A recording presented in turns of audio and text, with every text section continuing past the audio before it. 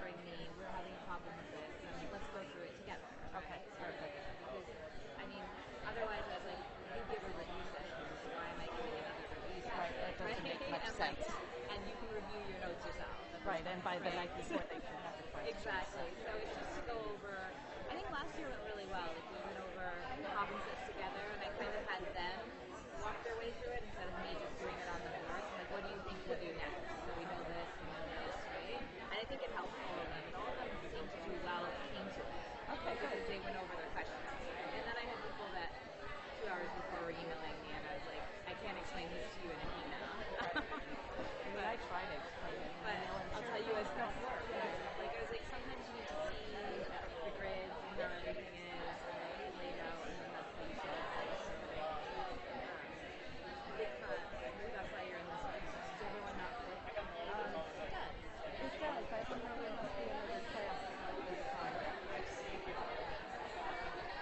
So that clock is just a little bit fast, I think. So I would imagine just. Although they've been here all week, so a little less worry about them. But they had, I think, a class representative meeting in here before, so there was already like 15, 20. I don't know if they chose them, but I know they met with them and just described it. No one came up to me and said, The other course, like the special course, whenever one year you did an additional, this is just that was a killer. And it was an extra day coming. Now that I have a longer commute, so you're like how much further away from there? How much I don't know. I'm doing it for the first time today, so I don't really know because I go from home to work and then to here. And so I haven't gone directly from here to home yet. So I'm Today going to might be extra traffic because of I think it'll be less because at 6 someone's going to be on the road. I think because they're leaving earlier. Right. So I'm going to see which way the GPS takes me and see how much traffic there usually is, and then see whether I want to just retrace my steps or just do the new way. Like before, if you ever something comes up, just call or text me on my phone. I can come in and get everyone set up at least. Okay. Do something. Yeah, I usually use, for office hours. Right? Yes, I left my office at 12:30, so I was here in plenty of time. But, And you have a new office? How is I yeah, heard. I'm sharing the same one. Oh, okay. I heard that they They redid it. They made it nicer. So Josie Goodman and Tim and myself. Well, my desk is kind of rotating, so whatever faculty needs space. And they have the new international school space. Area. So they have a whole suite and Really? yeah. So they're not now up in that's how they got. That's how they manage that. That makes sense. They needed more space up there. There wasn't anywhere No, everybody was squished and stuff, so. Yeah. All right, so what do you I'll think? just step over and say hi, and then do you need me for anything, or can I just head out after? Yeah, so I'm gonna maybe I should introduce you so you can step out, and then I'll tell them about myself, so you don't have to hear Or that. you can do it reverse. I don't mind the hearing.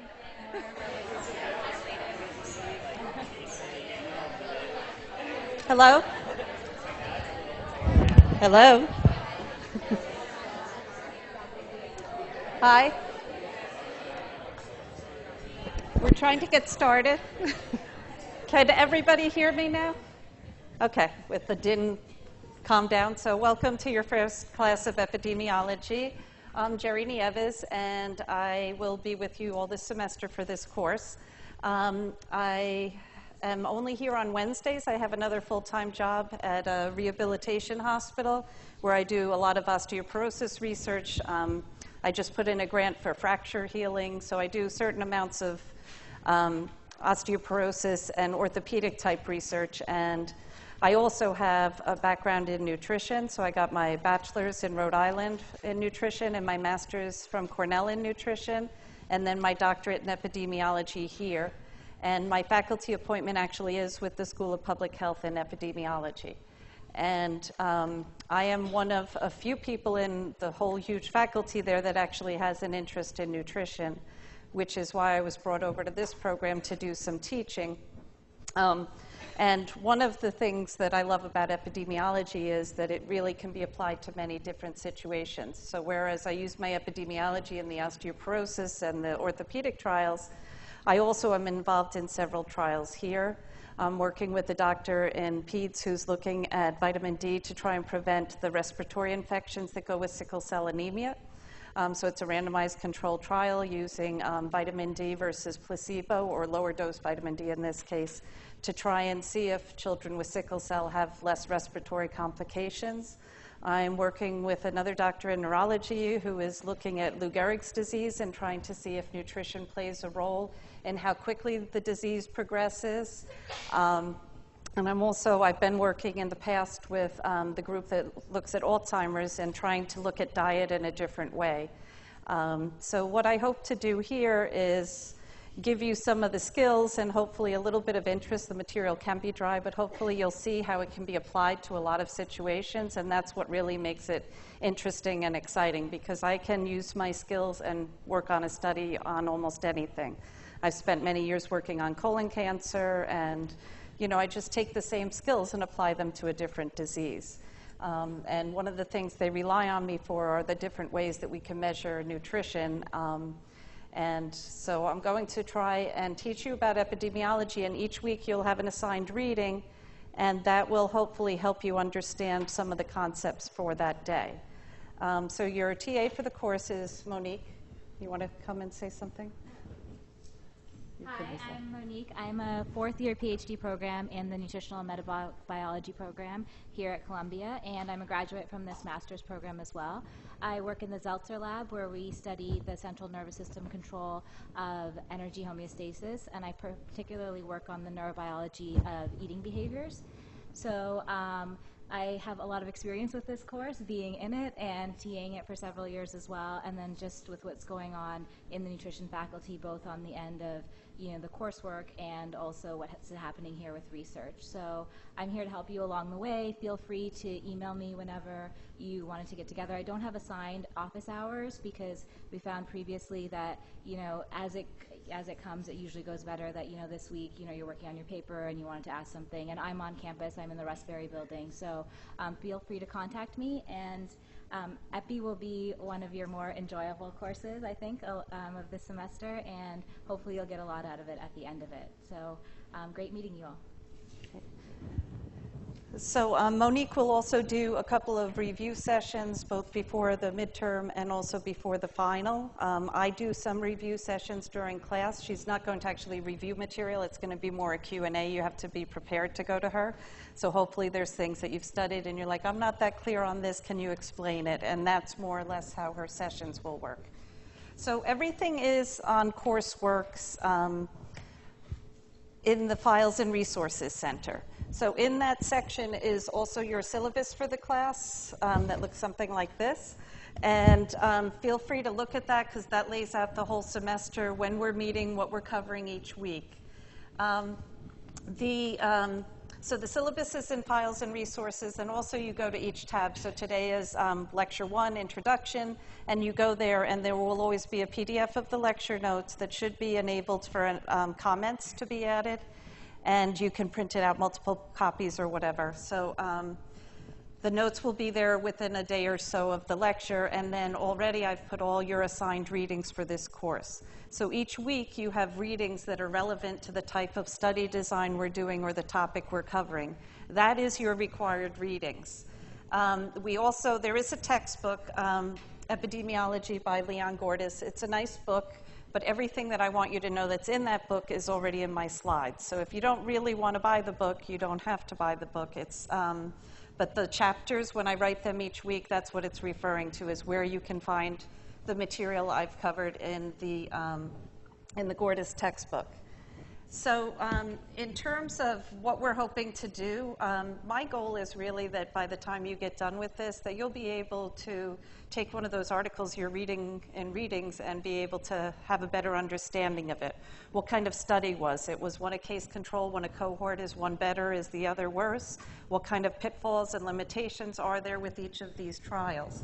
Hopefully you'll learn how to understand some of the measures of association that we use. things like prevalence and incidence and what's the difference between them. Some of the measures of association we use, things like odds ratios and relative risks, you may have already seen in some of your readings. And we'll go into some explanation of how these are calculated. You'll have to calculate them, and then also how they're used, and again, what are some of the limitations of these measures. Each week for the beginning of the semester, we're going to do study design by study design. And, so in the end, I hope that you'll be able to understand all the different study designs that there are and what are the weaknesses, what are the limitations. Is it better to plan one study or the other? Why do I have to plan a case control study? Why can't I do a cohort study? Hopefully some of these things will be more clear to you. Whenever you do a study, I wish it was just that you get the results and it's great, that's what the result is. But unfortunately, there's things that get in the way of that measurement that you're taking. Things like bias and confounding and interaction. And we're going to have a whole lecture that will cover that towards the end of the semester. And then basically, once you have this as a framework, I'm hoping that you will be a more critical reader of the medical literature, that you will not take it at face value if someone says, some statistic about how many people got colds and that it must be because they're all taking vitamin C, that you'll say, well, how did they measure the vitamin C? How did they measure whether they had a cold?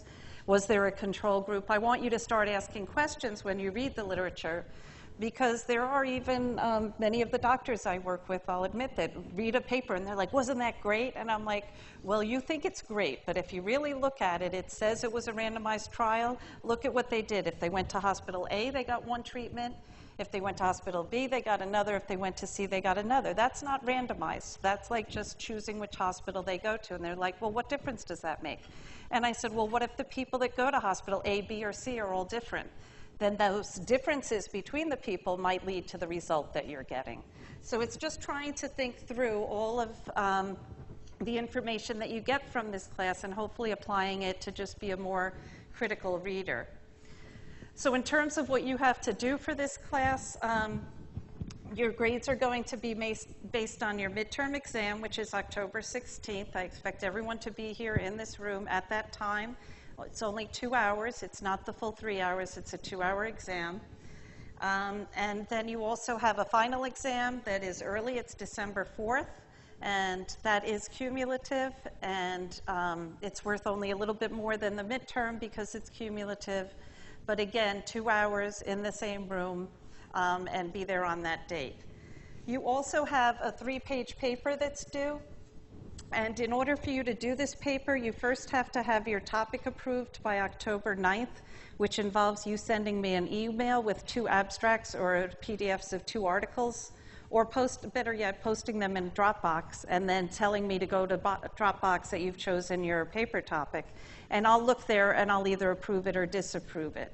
The instructions for this paper that's due November 6th are already under the assignment section in coursework, so you can go there and look at it. The general idea is, as I said, I want you to be critical readers, and the whole point is to be able to read 2 articles on the same topic and say, okay, I've read these 2 articles, how were they different? Explain each one to me. What are some of the nuances of the different studies? And then tell me, on the basis of these 2 studies, say that both looked at vitamin A and prostate cancer, do I believe there is or is not an association between these 2? So they both have to have the same exposure, the same outcome, but they could have different findings. One might say that vitamin A is protective, and the other one might say that there's no relationship. So you have to choose 2 medical literature papers, get them approved by me by the October 9th class, and then you have the following month to work on your critique of these 2 papers. And it'll be a little more clear when you look at the assignment section.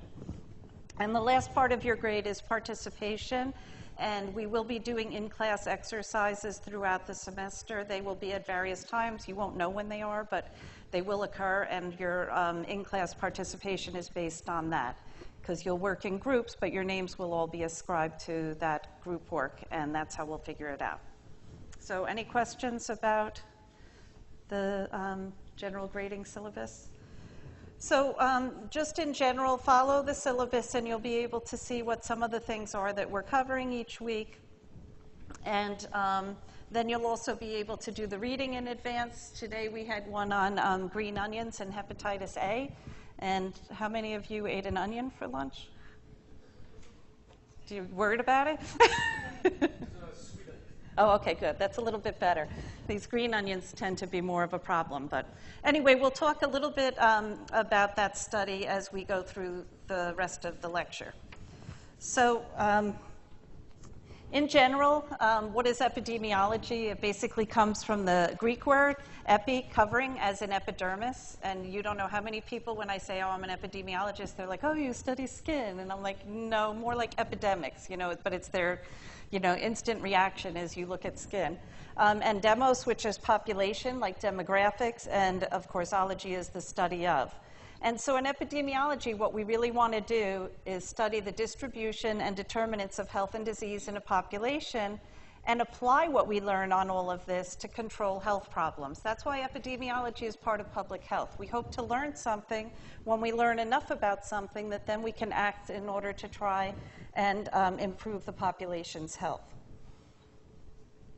So in general, the goal of the epidemiologist is really to prevent and control disease, injury, disability by applying what we know about the factors that affect whether or not someone gets a disease, the incidence of the disease, and the populations where it's found most commonly. Where is it distributed? Is it a disease more of children? Is it a disease more of adults? Is it affecting one ethnic group more than another? These are the kind of things that we want to understand in order to try and control the issues. So there are basically 5 specific objectives of epidemiology. So the first thing is just to try and identify what is the etiology or the cause of a disease, and what are the risk factors that increase a person's risk for disease. We all are exposed to various risk factors throughout the day. In this course, what we'll be focusing on is nutrition as either a risk factor or as a preventive measure. We also want to look at the extent of disease that's found in the community. I work for New York State Department of Health, and we are always trying to figure out where are there pockets of disease, trying to combat the diseases. I've been working for the Department of Health for about 25 years, and over the course of time, we've gone from different disease to different disease. So what do you think right now most of public health dollars are going towards? What disease or condition? Yeah. Obesity, right. And the associated diseases. So when I first started, there was a lot of cancer control bureaus, and so now there's 2 things that are happening. The population is getting heavier, so there's a lot of obesity programs. And the other thing is that the population is getting older. So as they get older, we also are having more programs that deal with issues of the elderly. And that's why I'm funded by New York State to run an osteoporosis program. So we have a website that's available for the population to look at and understand different risk factors and what there is. And there's a lot of emphasis on falling, preventing falling. What kind of risk factors are there for falls? All the things that affect elderly people, arthritis. And that's also for those of you that want to go into medicine and you're thinking about what field you might want to go on. These are the things that matter to you too. Because who is dealing with diabetes? That's endocrinologists. And who's dealing with all the arthritis and things? It's rheumatologists. So if you think about the trends of disease that are going on, it might help push you towards a specific field of study within medicine. And then we also want to study the natural history and prognosis of a disease. So we want to understand, when does the disease start? When I was first going to school for epidemiology is when they first came out with the concept of cancer, and that there were promoters of cancer and initiators, and thinking about, okay, well, what kind of things cause that initial insult to DNA, and then what things kind of make that cancer grow more. We want to understand how does the disease progress. We also want to look at both existing and new preventive and therapeutic measures, as well as modes of healthcare delivery. So for something like this, as I said, I work for the Department of Health, and you don't get any money from the Department of Health unless you can show that there's actually something that's going on that's of benefit. So we had, several outcome measures that we collect as we do educational programs. We'll look at whether people increase their calcium intake. Do they increase their exercise? Do they change their vitamin D intake? Do they take measures to prevent falls? So we want to be able to show that we know what will help and that we actually can make people act on it. But it's not only, risk factors, but also when we get into screening and some of the other issues later in the semester, what are the healthcare delivery modes that we're using? Should we have every woman get a mammography, and at what age? These are the kind of issues that get studied to try and make these recommendations. Who should have a colonoscopy? At what age should it start? Who should be screened for diabetes and with what test? These are all determined by epidemiologic studies. And finally, we try to provide the foundation for developing public policy and making some regulatory decisions related to environmental problems. Can anyone think of what might fall into this category? What kind of actions have been taken recently to try and limit environmental exposure to something? Yeah. The ban of large sodas by the mayor. Right, the ban of large sodas is one thing. Yeah. Ban on BPA's and plastics. Right, BPA's and plastics. Yes? Ban on Trans trans fats. fats? Yes? Calorie labeling, right. Those a lot, see, you're all young, so these are all the newer things.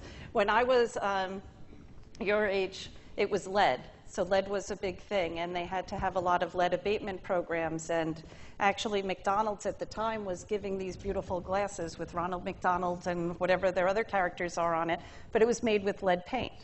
And things like that were not even thought about. But as we understand that there's a risk associated with lead, we start to have more and more control. And then another thing that's happened within your lifetime is the ban on secondhand smoke. So, when I was your age, I'd go in a bar and I'm allergic to cigarettes, and it was horrible because I just would literally get ill from all the smoke that was in there. But now you can go into a bar or restaurant and you don't have that impact because of these bans, because people showed that secondhand smoke actually can lead to disease.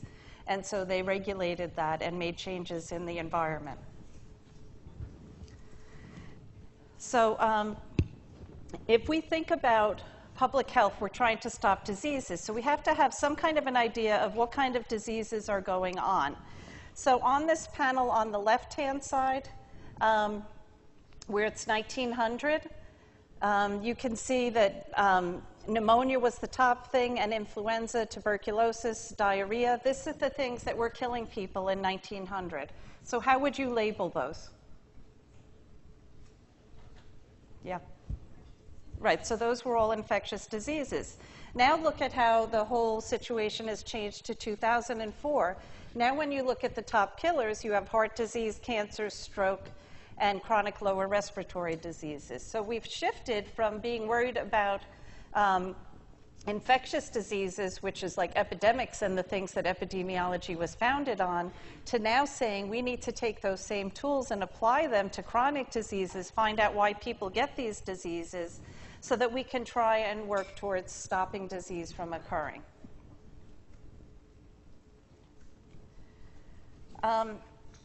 So in terms of epidemiology and history, it's really a relatively young science. It has not been around for a whole long time. There's 4 examples that happened much earlier in time, but most of the principles and the work that we've done today to design and evaluate studies, including statistical methods, were all developed after World War II, and a lot of it based on the Framingham study, which was one of the first large epidemiologic studies to try and look at what causes heart disease. But I'm going to take you through a few of these historical examples. John Snow and cholera, which is back in the mid-1800s. And actually, some people call him the father of epidemiology. It was once a Jeopardy question. I heard that. Who was the father of epidemiology? And the answer was John Snow. There also was a nutritional example where James Lind and vitamin C back in the 1700s. He didn't know it was vitamin C, but he tried to cure people. Smallpox and Jenner talking about one of the first vaccination programs in the mid-1700s. And dental caries and water fluoridation, which happened around World War II. So let me just go through some of these historical examples. So James Lind actually did the first planned clinical trial in 1747. So clinical trials, especially randomized clinical trials, are really the gold standard right now. At this time, James Lind was trying to prevent scurvy. He knew that if there was a long voyage, that about 2/3 of a ship's crew could actually die from scurvy. And at the time, a typical sailor's diet contained no vitamin C. But at the time, they didn't know what vitamin C was or what foods mattered or anything like that. So Lind took 12 sailors, not a huge clinical trial, with scurvy and put them into a controlled clinical trial. And so in this, he had these 12 sailors, but he only put 2 per treatment group. So we're talking about really small sample sizes, which is an important thing of study design. And he gave them various things. He gave them some cider, an elixir of vitriol, which was supposed to be like a healthy vitamin type thing before vitamins were around, vinegar, gave them seawater, 2 oranges and a lemon per day, and nutmeg and other herbs. And what happened is that he found that any of the sailors that were given citrus fruit showed sudden and visible improvement. So he could find that these people were actually improved by that. And so he actually wrote a book about this, but no one acted on it. It wasn't until 1795 that actually citrus fruit was then required on all the ships. So it took a long time to go from his little trial to actually having some kind of a public health invention. But if you think about it, it wasn't until 1937 when the Nobel Prize was actually won for discovering ascorbic acid. So they were doing all this just because it worked, but they had no idea of the mechanism, what was going on behind it. But for the time, he knew that something was going on, and he needed to try and stop it, because if you think about shipping back then, it was all tied into economics. It was all these people were dying, so it was a really important problem. And he found it could simply be helped with oranges and lemons. So one of the other classic examples is John Snow. And this was a sign that was actually in a cemetery back in 1839. And basically they're saying that the cemeteries are too full, and anyone who has died of cholera will be permitted to be buried after Sunday tomorrow in either the burial ground of some other places in this town. So that's how bad the epidemic was of cholera. So many people were dying that even the cemeteries could not keep up with the needs of the time. So as I said, John Snow is listed as the father of epidemiology. So back in 1849, he wrote on the mode of communication of cholera. And he actually suggested that cholera was a contagious disease and was spread by contaminated water. People really didn't accept this at first. They didn't really understand germ theory. They knew nothing about disease transmission. And so they just assumed that it was some kind of vapors at the sea level, because that's where a lot of this that were occurring, that were inhaled. And if you were closer to sea level, you were more exposed, and therefore you'd get more disease. But Snow didn't believe this, so he tried to prove his theories. So 5 years later, again, sanitation was really poor in many parts of London. You know, back then they didn't understand that poor sanitation led to a lot of disease. There had been severe cholera outbreaks for more than 20 years, and in 1854 it was one of the most severe outbreaks. And in one particular area, the Broad Street area of London, there were about 600 fatal attacks of cholera in 10 days. So that's a huge amount of death and disease occurring in a very small pocket of time and space. And that's the kind of things that as an epidemiologist you want to think about, time and space and what's their relationship. So Snow wanted to try and investigate this big outbreak. And he really tried to do the first study that tried to look at what is the risk factor and what is the end result, the disease, and try and identify what is causing all of this cholera. So his hypothesis, as I had said earlier, was that cholera was related to water consumption. So basically, he went door to door, and him and his staff, and they asked, what company supplies your water to your household, and how many cholera deaths have you had in your household? And what he found after all of this legwork is that there were more deaths related to one water company, Southwark and Vauxhall.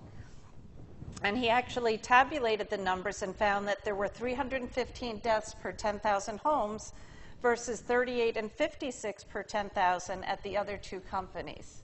So he clearly could say, okay, I think that this is where the issue is. And so from this observational, cross-sectional kind of study that we'll talk about next week, he managed to show that there was a relationship between what pump people were using and the disease that was occurring.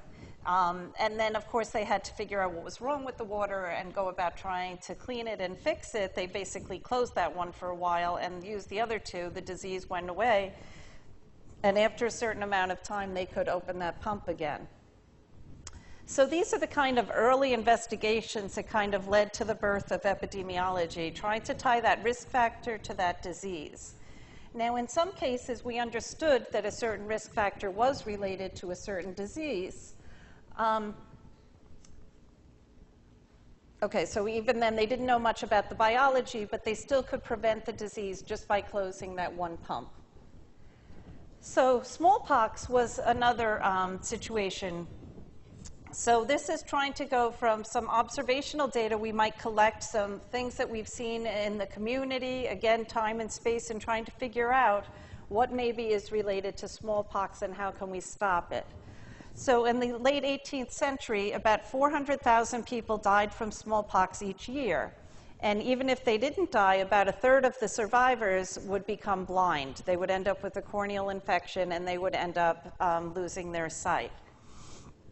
So at the time, what they were trying was this thing called variolation, where they took some material, like some blood or something, from an infected individual and gave it to a healthy individual.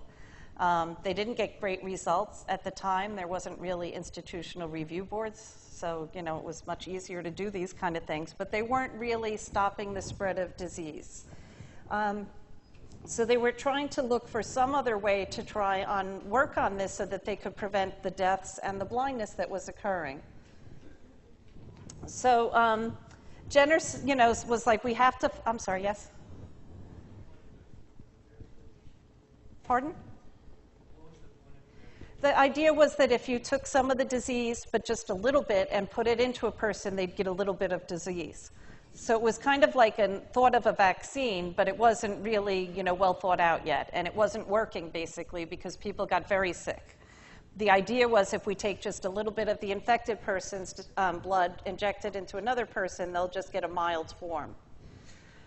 So what he did notice, Jenner, is that dairy maids, or people that worked with cows, developed a much milder form of smallpox that people called cowpox. And he actually heard one of these dairy maids saying that, I'm never going to get smallpox because I already got cowpox. And this got him to thinking, and he said, well, if this is true, then maybe we could take some of the cowpox and actually inject that instead of the smallpox disease and see if we can prevent it. So Jenner basically said, I'm going to take this cowpox. He took some blood from a dairy maid and took it and inoculated an 8-year-old boy. And, it all sounds horrible, and it wouldn't pass the IRB today, but the boy did not get smallpox, so he actually found something there. And in fact, this was shown in a painting. This was the first vaccination. This is actually Jenner giving this 8-year-old boy some of the smallpox that were actually cowpox at the time to try and make him prevent him from getting smallpox.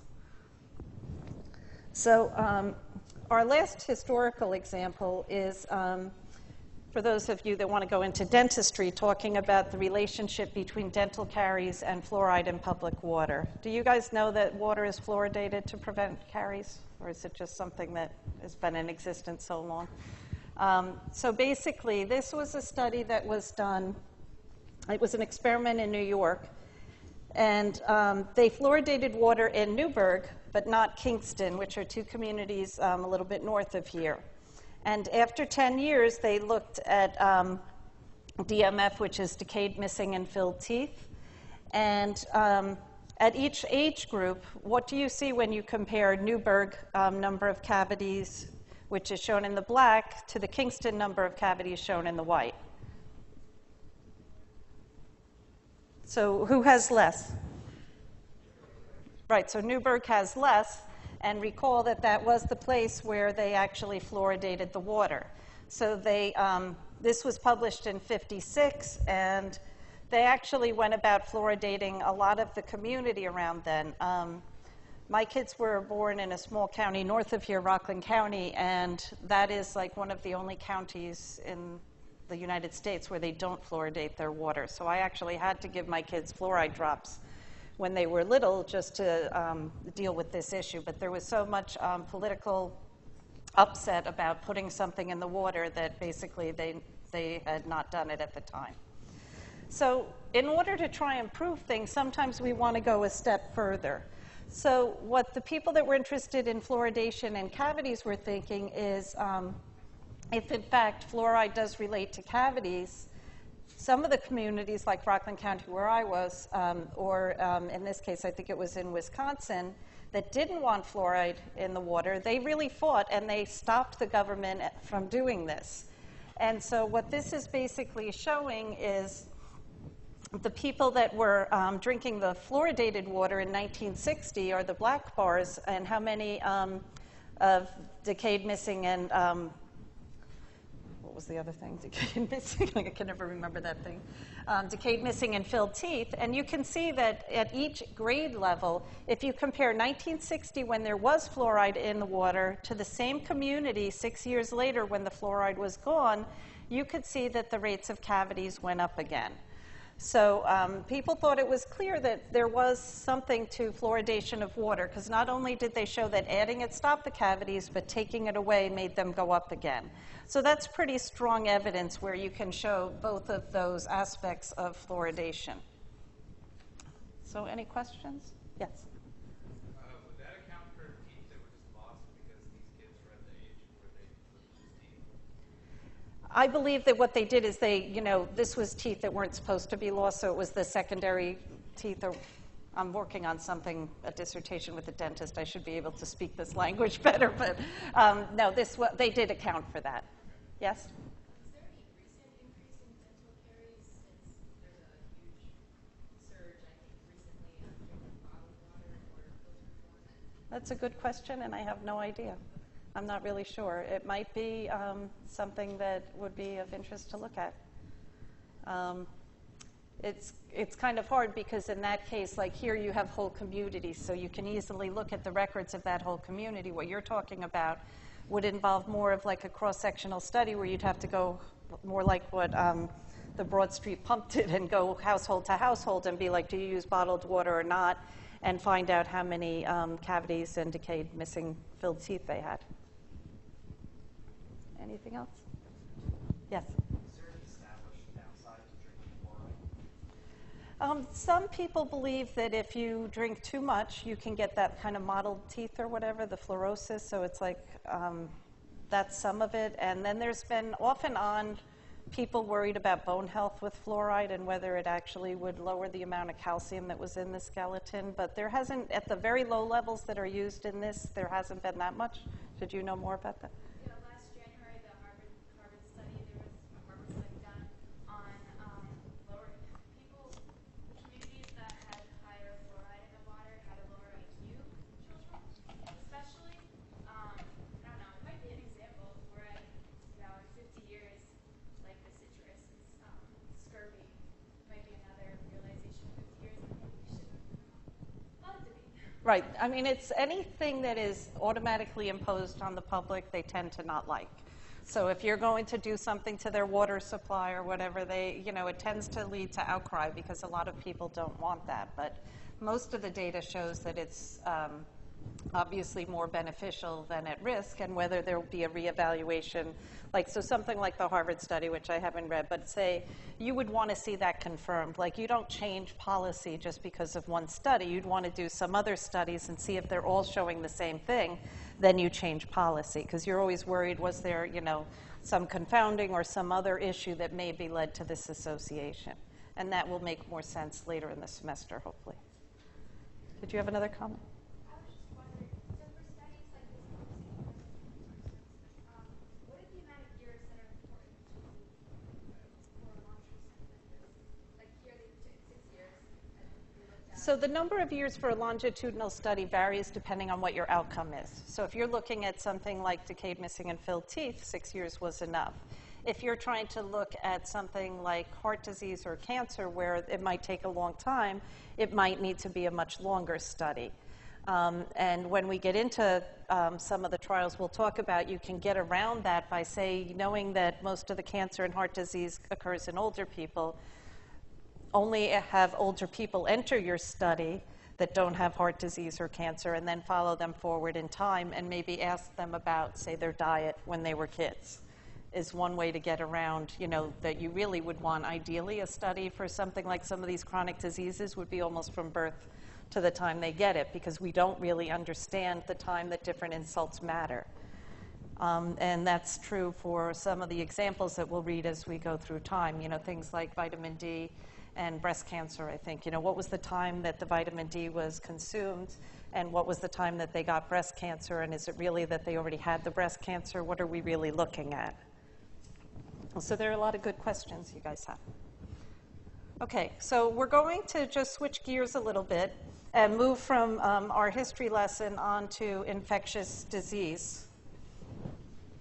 So infectious disease really results from an interaction of the host, a susceptible human being, that's another name for us, the people that get sick, an infectious or other agent, and then the environment that promotes the exposure, what allows us to get sick, like living by a pump that has the infectious agent.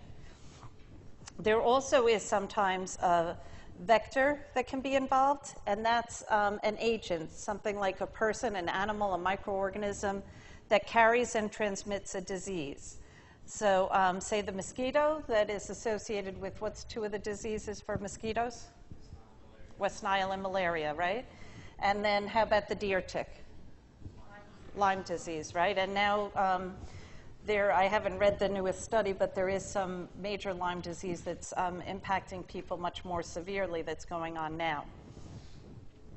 So we can think of this as an epidemiologic triad where you have the host, the agent, and the environment, and it all has to act together. Like, I'm sure a lot of you have been with friends when you were living in college and one person got strep throat and the roommate did, but you didn't. What's the difference? Why does one get it? Why does one not? Is it that the host was more susceptible? Had you been sleeping better and have been taking care of your, eating more, and you just were overall more healthy than the roommate that got it? Like, what's the difference? So you always have the susceptible host and ways in which they become more or less susceptible. And you have the agent and the environment, and it's really the interaction of all three of these that is going to promote or lead to disease. And in certain cases, there is also a vector that will aid in the transmission of the disease. So in terms of the host characteristics, it could be things like age, sex or gender, occupation that people have, their genetic profile, their immune status, their nutritional status, what prior diseases they've had. There's a lot of different ways we can look at the host and think about why they might end up getting an infection versus someone else not. There's also different types of agents. There's biologic agents, things like bacteria and virus, chemical agents, poisons and smokes, and then nutritional factors, things like a lack or an excess of a nutrient that could alter whether someone gets disease. And then lastly, there's environmental factors, things like the temperature, the crowding, the water, the food, the air pollution. All of these things might come into play. I've done a lot of work on vitamin D, and one of the things that people are thinking about, why is the flu worse in the fall and winter than it is at the other months, and people are thinking, well, maybe it's because that's when vitamin D status is lower, and does it relate to immune function? And that's partly why this sickle cell anemia grant got funded, is because there is data that shows that influenza rates are different in children that are given vitamin D supplementation versus not. And vitamin D is one of these nutrients we actually can manufacture through sun exposure. So there are a lot of different factors that can alter the risk of human disease, and they're all going to be interplayed between the host, the agent, and the environment. And there are different modes of transmission. So there's direct transmission, which is person-to-person contact. There's also indirect transmission, things like contaminated air or water supply. You know, you sneeze and those droplets go by. Those are, you know, contaminated air. And it could be a single, a multiple, or continuous exposure. Sometimes all you need is to be exposed to one thing, like the green onions and the hepatitis A. They didn't need to keep going back to that restaurant to get sick, although their risk was a little bit higher the more foods they ate. And then also the vector that we talked about that could also spread disease. Now, when we're thinking about epidemiologic study of an infectious disease, one of the important concepts that we want to think about is this whole concept of the iceberg concept of infectious disease. So mostly for this course, what I want you to focus on is the right-handed side of the diagram, where at the bottom of the period, or the most people are going to have exposure without ever getting infection. And then you go up the iceberg, and the next level is really infection without clinical illness. So they're asymptomatic infection. So they are infected, but they're not showing any illness. And then the ones that really will maybe come to attention of a doctor or a health clinic are going to be those with moderate severity or mild illness, or particularly those at the tip of the iceberg, the ones with classic disease and severe disease. They're showing all the classic symptoms, say, of flu, and they end up getting noted. They end up getting called into the health department. All of these things happen, but when you think about how much infection is really around, there's a whole lot more than this tip of the iceberg that we actually get to see clinically when we think about what comes to medical attention. So medical attention, really, we only get to see the tip of that iceberg.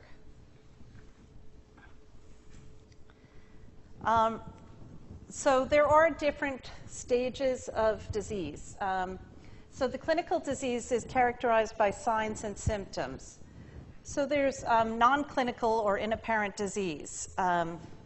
It can be preclinical. These people, it will eventually progress to clinical disease. You know, that feeling where you're just not feeling right, but you don't really have a disease yet, and then all of a sudden you get diagnosed with it. There's also subclinical. It's not apparent. It will not progress. It's only diagnosed by someone measuring it in your blood and checking for an antibody response. So you're not really sick, but you're carrying this disease. And then there's persistent or chronic disease. This is not that common. Where it's one of the places where it's been seen is post-polio syndrome. So people that got polio back in the 50s, infection would persist for years after their initial infection. So they'd get better, and then all of a sudden they'd get sick and kind of relapse.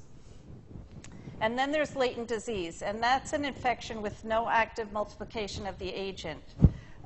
So the nucleic acid, the viral nucleic acid is incorporated into the nucleus of a cell as a provirus, but you're not really getting any true disease from this. So one of the other things is this concept of carrier status. And in this case, the individual will harbor or carry the organism, but is not infected, as measured by either serologic studies or symptoms, but they can still infect others. And one of the most common examples of this is Typhoid Mary, who was a cook who carried salmonella and caused 51 cases and 3 deaths over several years until she herself died in 1938. And this is actually described historically, and Typhoid Mary was actually Mary Malone. And she seemed to be a healthy woman when a health inspector knocked on her door in 1907. Yet she was the cause of several typhoid outbreaks. She was the first healthy carrier of typhoid fever in the United States. So she didn't understand really, how can someone that feels well actually carry the disease? So she tried to fight back. And there was this whole back and forth about this, Mary Malone. So her first summer in 1906, out on Long Island, they had Mary Mullen, and she came out to be their cook. And then one of the daughters became ill with typhoid fever. Some of the maids became ill, and they were all very worried.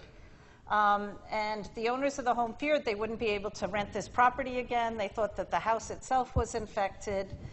So they hired an investigator to say, come out here and figure out why everyone is getting typhoid fever here.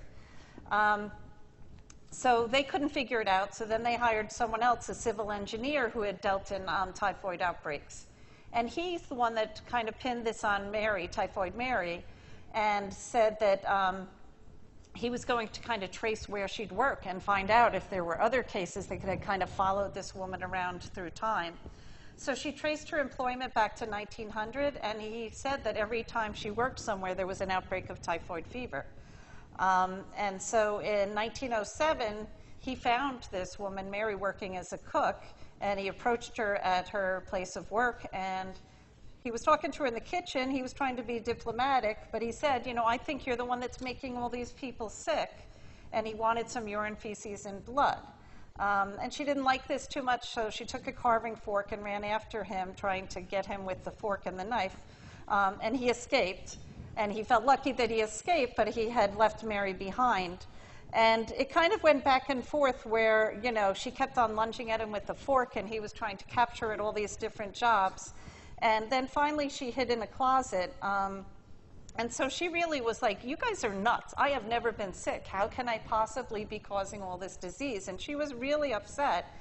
But they basically, he couldn't talk to her. She wouldn't listen. So the policeman just lifted her into the ambulance, and the guy just sat on her all the way to the hospital because she just wouldn't listen. And they brought her to the hospital. And at the time, she was taken against her will, and she was held in isolation. And so this is, when people were trying to figure things out, this is what actually happened then. Now our tools are a little bit better, and we have better ways of stopping the spread of disease and figuring it out. But she did have 47 illnesses and 3 deaths attributed to her, so she will always be Typhoid Mary in the history books, and she actually was one of the first carriers that was ever shown to exist.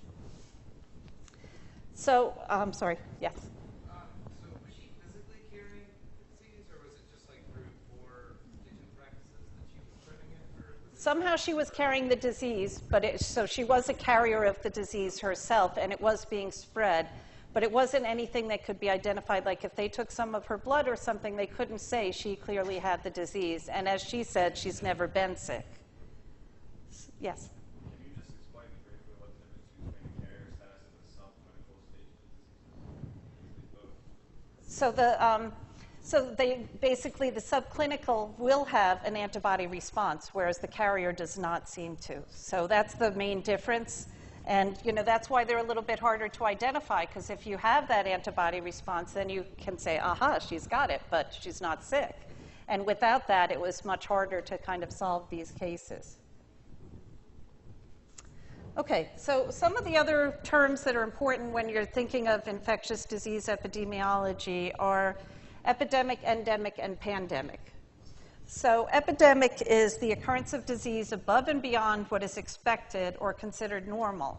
So how can we show this unless we measure normal? Like you have to have records of disease and how much disease there is in certain communities in order to be able to show that there is an epidemic.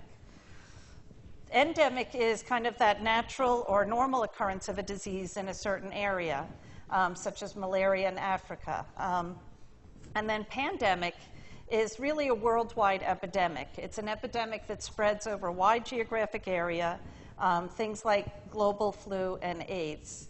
And we saw all of this with the swine flu, which I guess a lot of you maybe were in college at the time of swine flu. It maybe was around your freshman year or so. So a lot of these different stages were found with that disease. So this is just graphically showing on the left what endemic looks like, where you just kind of have these normal blips that, of natural occurrence of disease. This is like the background rate of disease, or what is endemic in a community. So this is what you usually see. And when you see an epidemic, you really see this sharp rise that's very visible and easy to notice. And the only way that you get to notice something like this is by having ongoing surveillance. In order to provide that usual level of disease and the information on when it's spiked up to these higher levels of the epidemic situation. So H1N1, or the swine flu, in 2009, this was very different for a lot of public health. People were really concerned because it was not at all the typical way in which we think of the flu. So what the map shows is the blue parts of each circle are in each region what percent of the flu was positive for H1N1, and the purple is what was positive for other influenza subtypes. And so you can see that at this time, it was very rare to have the other kinds, and the H1N1 was really affecting everyone around this time in October of 2009. And so at risk were also a different group of people, pregnant women, children and young adults, people with immunity deficiencies, anyone with chronic health conditions. And that's why I thought you might have remembered it, because I know during college, like my son's frat, they canceled all the parties and stuff because they said they didn't want this spreading. And they all developed like the shoulder handshake. Instead of touching hands, they just would kind of bump shoulders. Maybe that was specific to Cornell and his frat. But anyway, so these are the kind of things that happened. They had a disease, and it was striking young college-age students. And they were afraid because they didn't want this to get out of hand. And have, you know, a lot of people leave the semester or get too sick. So this was a big deal, and you might have been part of targeted prevention as if you were in college at the time, because they were trying to get everyone to come in and get vaccinated. And it was really a strong push and a targeted intervention. Like, you wouldn't see the same thing in nursing homes. A lot of times, if there's a high rate of flu, they'll go in there and try and vaccinate all the nursing home residents that haven't already been vaccinated. But at this time, it was really targeted at college-level students to try and get at stopping the population that was being impacted at this particular time by the disease. So, you know, and this is just an unusual combination of avian, swine, and human viruses. Bird flu, human flu, swine flu. And the important thing is that, you know, the pig may harbor some of this, and people were afraid to eat it because it was called swine flu. But as we know, it wasn't really transmitted from eating any of that swine food.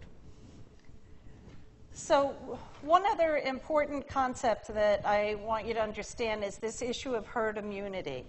We often have vaccination programs, and we try and go out into the community and try and vaccinate as many people as possible. One of the New York State public health measures this year is to try and make sure that every healthcare worker is actually vaccinated against the flu. And if you are not, you have to follow these certain practices. Whenever you're with a patient, you have to wear a mask, and they're really making it that we have to have 100% vaccination and a strict policy and procedure for people that are not vaccinated. And that's true for the flu. But this concept of herd immunity is a little different. And what it is that you're going to have a certain resistance to an attack of a disease if a large proportion of you are already immune. So if you think about how many cases you would expect to reduce based on how many vaccines you were given, that's the top purple line. So you can see that it's going from about 12 down to about 8 cases per 8,000 cases, so 12 to 8,000. So if you just gave the vaccine, you would expect to see, well, there's going to be that many fewer cases because these people are vaccinated, they're not going to get the disease. But instead of that, when they actually measured and observed, they got a much greater reduction, which is shown in the blue line. And the concept is that this difference was really reduced by herd immunity. And the concept is that if every other one of you is vaccinated, then how is that person in the middle going to spread the disease? Because they're surrounded by people that are vaccinated already. So the idea is that if you can vaccinate a certain proportion of the population, that you might be able to get rid of a lot of disease without vaccinating every single person. Yes? Is this trend of herd immunity what makes people afraid of the super viruses or super bugs, that so many people are immune that it'll mutate and become? No, this is different. So you're asking about like the concept of antibody resistance, like in other words, that you can't take you can't take any of these medicines, they're not going to work. And that's how you get the super viruses. And that's caused more by people taking antibiotics needlessly. So if you have a cold and you go to the doctor, I need to get better, give me an antibiotic, which a lot of patients do, that should not be done because that person is using antibiotics when they don't need it, and at some point they're going to be exposed to a resistant bacteria. So that's different. This is more a positive twist in that if you vaccinate a certain number of people, they're kind of acting as a protective layer around the other people that they're associated with. Because if it needs to be person-to-person transmission, and some of you people are vaccinated, so the ones that have the disease can't reach out to the ones that are unvaccinated, it leads to less disease. So it's kind of more a concept of like crowds, and if you get a lot of the people in the crowd immunized, then the people that are infected aren't going to get to an uninfected, unvaccinated person. It'll be a lot harder to reach them. Yes? So general public, recently there's been the autism vaccine scare, and it's, I guess, more parents are opting out and not vaccinating their children. So has that, from like your stand, has that reduced our herd immunity? Probably. So the question is that, a lot of people are now afraid of vaccines. The biggest fear is that it might cause autism. There's been numerous studies that show that that is unlikely to be the case, but there still are a lot of people against it. And there was just, I think, a Texas church where a whole lot of people came down with disease, and they said that, it was because a lot of the people weren't getting vaccines because they were being preached against it. And so it all went, back and forth, and they were like, we never preached that. So that is an issue, and it would be an issue in terms of this too. Because if you have less people in the community that are vaccinated, they're going to be likely to spread the disease more often.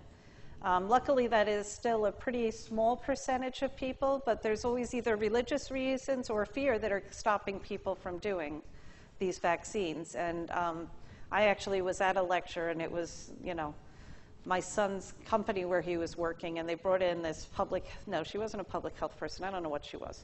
But she came in and she was talking and she was giving some general medical advice. And then all of a sudden she said something about, and I would never give my kids all these vaccines that they recommend. And I was like, oh my God, she just put public health back hundreds of years, It was really upsetting to me. And I went up to her and kind of talked to her afterwards, but I was embarrassed. It was my son's boss's daughter. So I didn't feel like I could get up and publicly kind of accost her and say, you're ridiculous, this isn't right. So I started doing kind of my own herd immunity. So I spread it at my table. What she said is totally wrong. Went and sat at the next table. What she said is totally wrong. So, but unfortunately there is a lot of fear, and there's a lot of people that ascribe this to diseases or illnesses that we don't know anything about, but we have studied it and not found any proof, at least for the autism. Yes?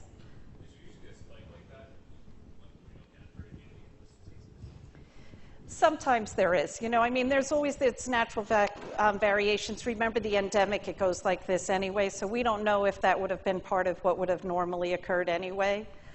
So it's not really clear if I don't think there's normally a spike. I think that's more something that happened over time. Yes? So are people that get vaccinated then subclinical for the disease? Is that the same thing? They're not at risk for the disease. It depends on what they're being given. So in this example, I believe it was polio, and they were giving an inactive polio virus. So although they might have some immunity against it, it couldn't truly cause disease. So that would be almost considered subclinical because they can't get the disease because they already have it, kind of like the cowpox example. But I don't, I lost your question already, so. Kind of that's the same as the subclinical definition means that you were vaccinated. Not necessarily. It all depends on which one, and that's different for the herd immunity. So, I don't want the two to get confused. The herd immunity is an important concept. In terms of getting the vaccine, in certain cases, you are getting subclinical illness, and that's what prevents you from getting the illness. A lot of times, your vaccine will contain some amount of a live virus, and you truly are getting a little bit of it, but you don't get full-fledged disease. So in those cases, you would be subclinical, but not all vaccines are created equal. So that's why it's a little harder to answer. Did you have a question? Yeah. Yeah. I worked at a dance studio that had a measles outbreak because one person didn't vaccinate their older child, and then I guess younger children are too young to get the vaccine, so they got it. And I'm just wondering how can you be too young to get a vaccine? Well, they have certain ages at which they recommend the vaccinations to occur, and a lot of it has to do with benefit risk. So if they don't expect that the person will be exposed to the disease, then you don't get it until a little later. So things like whooping cough and things that young infants get, you get that vaccine one of the first ones. But for some of the measles, it's going to be, well, what are the side effects? Will a child, if they're very young, be able to say they're having the side effects? So all of that has to come into consideration when you do the vaccine schedule and what ages you get each one. And the other thing is that for some vaccines, you can't really take it at the same time. So like hepatitis A, the one that our paper was about, you can take that along with any other vaccine. So it's a pretty easy one because you can give it to anyone even if they've had other vaccines. For some of them, you need to space them out. So say, for example, the HPV vaccine or whatever that's new, they're not going to give that to a baby because they're not at risk. So they save it until just before they think they might start having intercourse, and they might give it to 9, 11-year-old, so that they're well in advance of it. And so it's all that kind of weighing, when do we need to give it, and what are the risks of side effects of it, and how can we stop them? Anything else? Okay. And so just a couple more concepts. The incubation period is that interval from receipt of infection to the time of onset of clinical illness. So this is an important thing. If you remember in the Green Onions paper, they had to think, well, when were these people likely to have been in a restaurant based on this incubation period that there is for hepatitis A? And different diseases have different common incubation periods, but in reality, each of them also has a huge range of when the incubation period might go from until, and that is very characteristic for each disease. So if you look at this graph, it kind of explains in a picture what I was saying in words. So if you think of something like the flu, it's only a few days during which you can catch the flu. So like if you're exposed to someone that has the flu and you make it through like 3 to 5 days, you can be pretty sure that you're not going to get the flu from that person at least. But for some other things, like if you look at hepatitis A, which is about the 4th one from the bottom, there is a most common thing that's about 30 days, but look at the huge range during which there still is a possibility of having infection occur. It goes all the way from 10 days up to 50 days. So for different diseases, there's a different most common incubation period, and then some of them have a lengthy period that surrounds that is the range during which the incubation period could still occur, from very short to much longer. So it's just another concept that's important for this. So, yes? How is this determined? Like, how do you know when somebody's infected with something? Usually for these kind of things, it's through serology and also clinical illness, like onset of clinical illness. So many of these data are through captive audiences. So if you have things like prisons or schools or something where you know that people are exposed to the same people, it's more easily to track this than in something like the restaurant where it was just by chance people happened to be at the restaurant, ate the green onions, and then went on their merry way. So a lot of these data come from really captive audiences. Nursing homes, prisons, schools, things like that. Yes? Are these incubation periods mostly just for viral or bacterial infections too?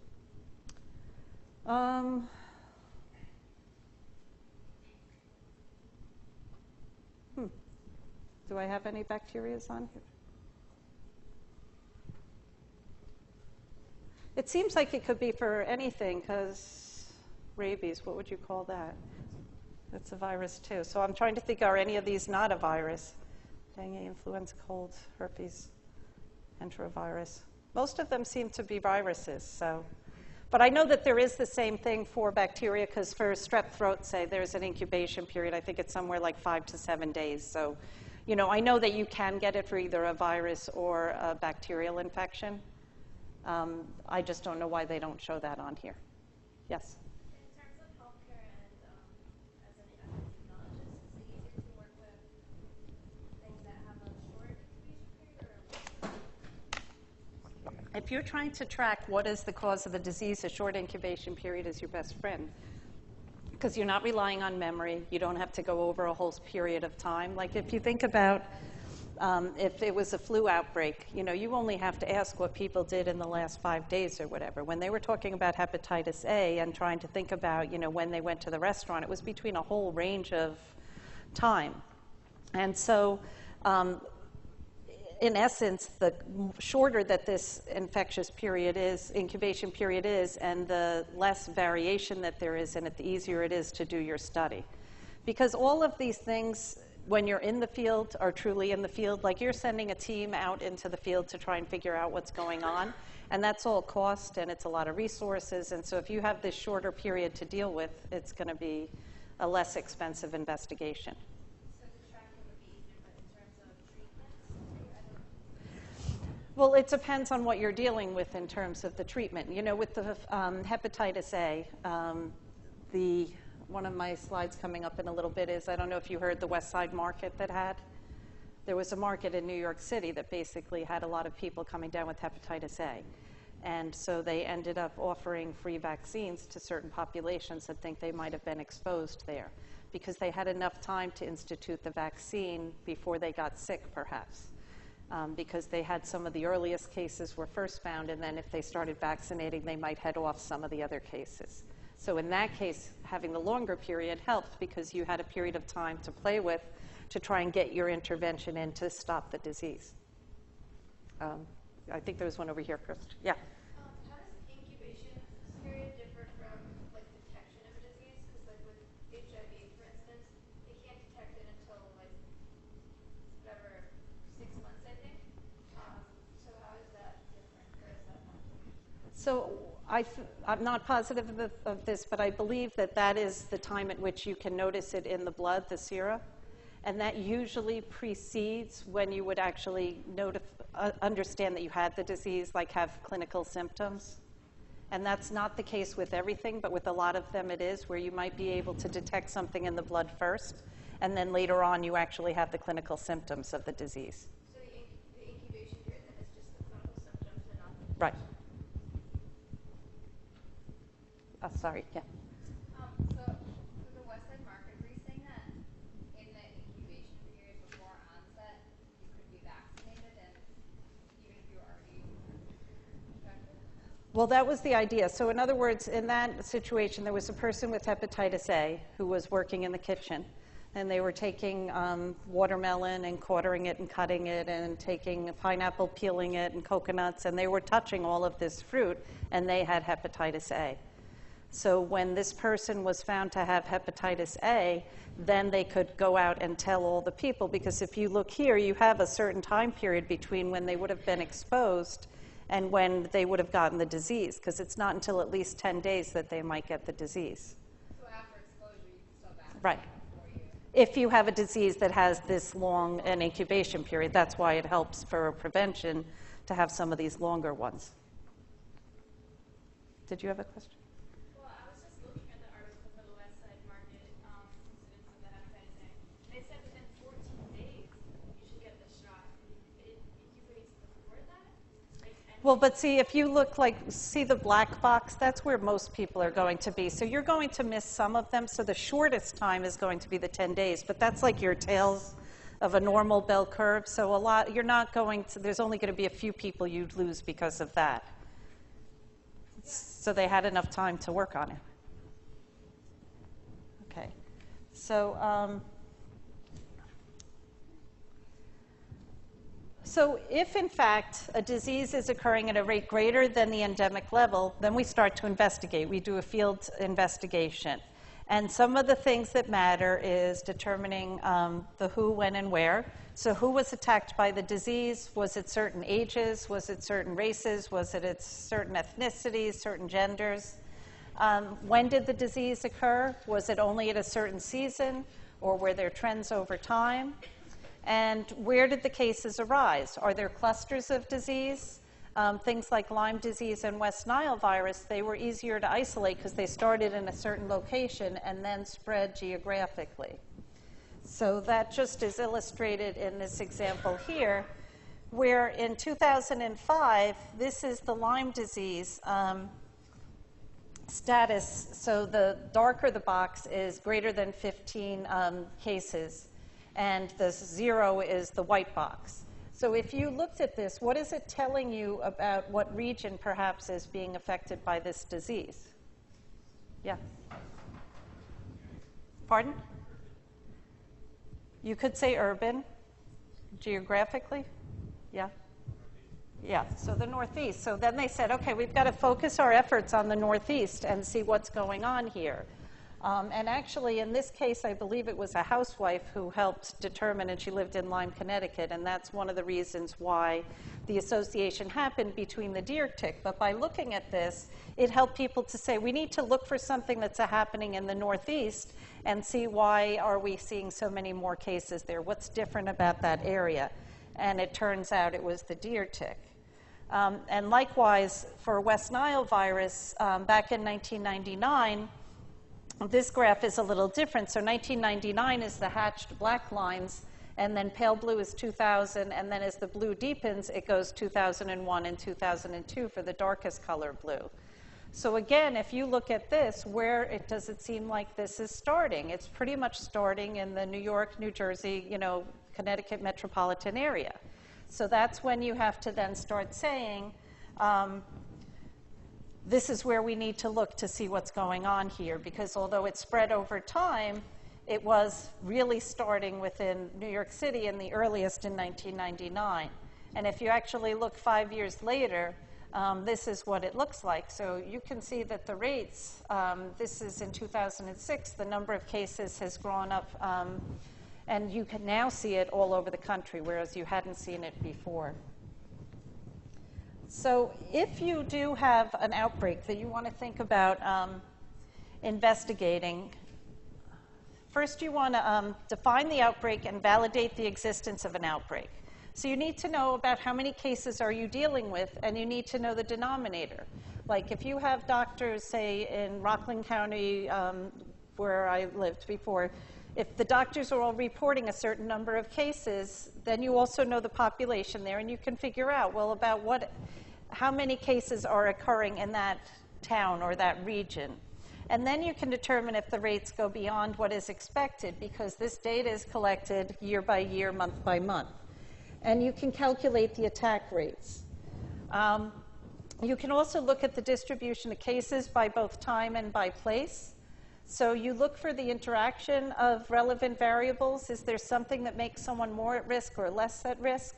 You try and come up with a hypothesis, figure out how can we test this. I think that this is related to a deer tick. That's what the woman in Connecticut said. So how do we go about trying to prove that? You have to get samples, get the tick, look for any disease, get the people, look for similarities in their serum. And then you want to, after that, develop some control measures, like how do we go about trying to stop this from occurring? So there's been a lot of cases like this, Legionnaire's disease, there's been salmonella outbreaks, the hepatitis A that we read about. So these are all the kind of investigations that have gone on to figure out what has caused unusual amounts of disease. And some of the numbers that we use and that you'll have to understand how to use are attack rates. And so one of the things is to look at the number of people at risk who develop an illness divided by the total number of people at risk. So if you're looking at a disease that only affects children under 12, you're not going to look at the whole population as the population at risk. It's only going to be how many people are there under 12 as your denominator. And many times, as in this hepatitis A paper, we're looking for a food or something that might have caused a disease. And that's the food-specific attack rate. So it's the number of people who ate a food and became ill divided by the total number of people who ate that food. So these are the attack rates that we can try and calculate. And as an example, I think it helps, when you see a formula to see how it's actually used. There was, in a Florida prison, there was a foodborne streptococcal disease outbreak. And basically, after going in and asking all the people in the prison what they ate, they came up with two foods that was the focus of their survey. So what they found is that consuming the beverage or an egg salad sandwich seemed to put people at risk.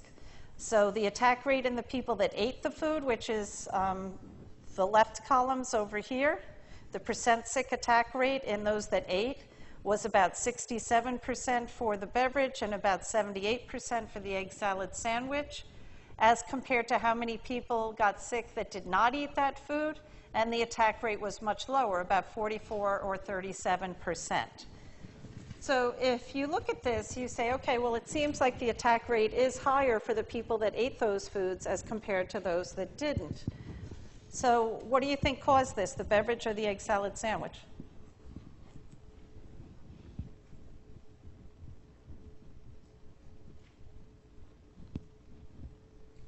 Very good. You don't know, right?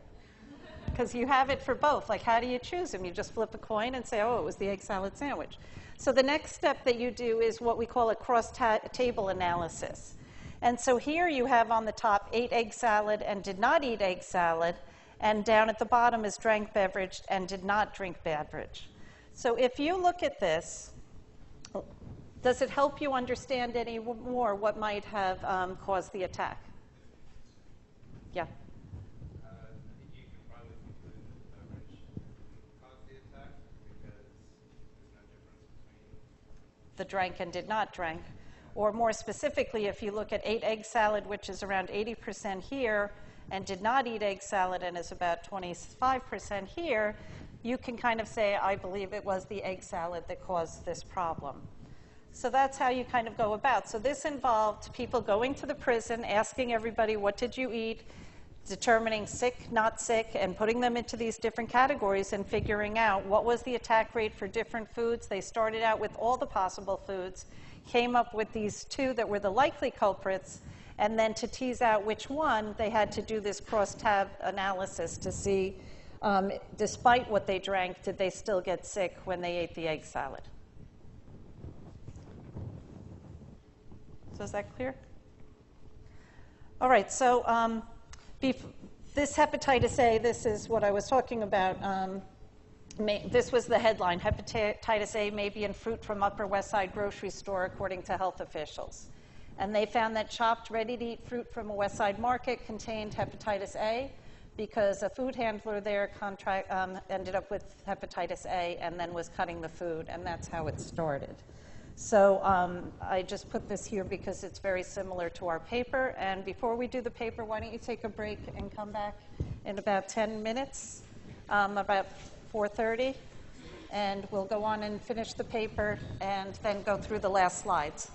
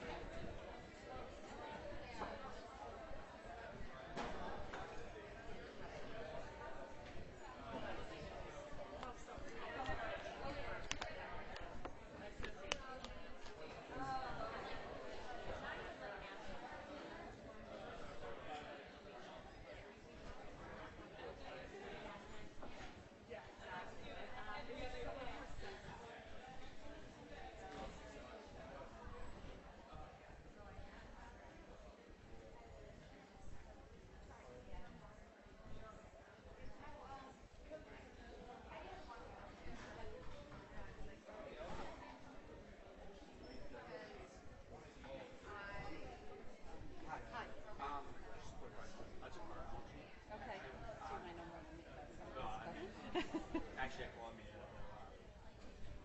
and we were learning about how polio, because we were learning about the different vaccines, the attenuated versus the virus, and how even when you take the attenuated virus, You still can end up with some. well, not even that, you can shed more virulent virus than you would give it to begin with. How does that affect herd immunity?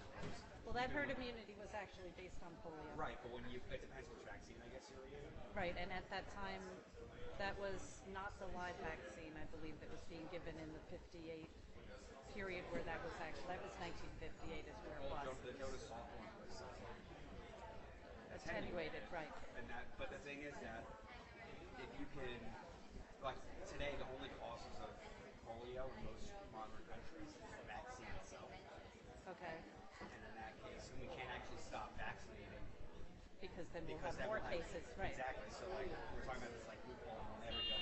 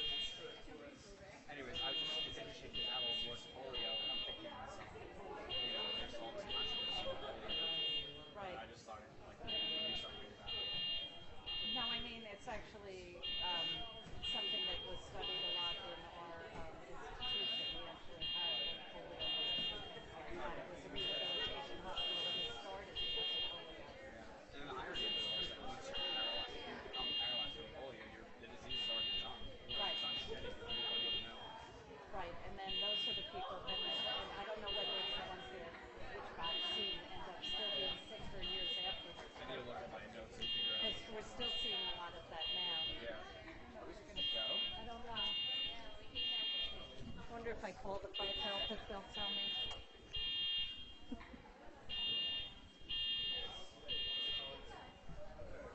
I don't know if someone just opened a door. Yeah, hi. Do you know if they're supposed to evacuate? Okay, thank you. Bye-bye. We can stay in our seats. They're trying to figure it out. Yeah. Oh, I went to Cornell. Oh, you did? Oh, okay. So, Bumpsy? Yeah, I was just saying. Demetri's in medical school in Israel, Yeah. and Chris Bayo and Chris tried doing a mayonnaise, making mayonnaise and selling it. They sold one jar, which Chris bought, so I don't think that counts. He's down in Westchester, Pennsylvania now. He got a job. Yeah, so he's, because he stayed and did the financial engineering degree afterwards. Okay. Yeah, so now he's on the alumni board, so he'll go back on homecoming or whatever. He always does that. Depends on what you have to do. Yeah. Stuff. Yeah, I should write down your name so you can say. Because he always says, well, tell me the name. Maybe I'll know them. Because I said there's a lot of people. There's a lot of people that I have in my advising group because I went to Cornell. My son went to Cornell, so they gave me like 3 or 4 Cornell people. But yeah, so yeah, he plays them all. So yeah, but he did the financial engineering and now he's working in that field and he likes it. So yeah, he's actually coming to New York on Thursday to go. One of the banks that works with his company has Red Sox tickets. So he's coming up to go to the game. But he still comes up a lot. He doesn't come. He won't come home because we moved further away, so we have like a customer, about an hour from the city. But he'll stay with his sister who's in White Plains. Yeah. Okay, no problem. That's funny. Did you ever have any of his homemade brew? He used to make his own beer. Well, when he was living in the apartment, yeah, when he was off campus, he was making it, and he makes really good ones. Yeah, like coriander, wheat, and all these different flavors and stuff that are really good. So.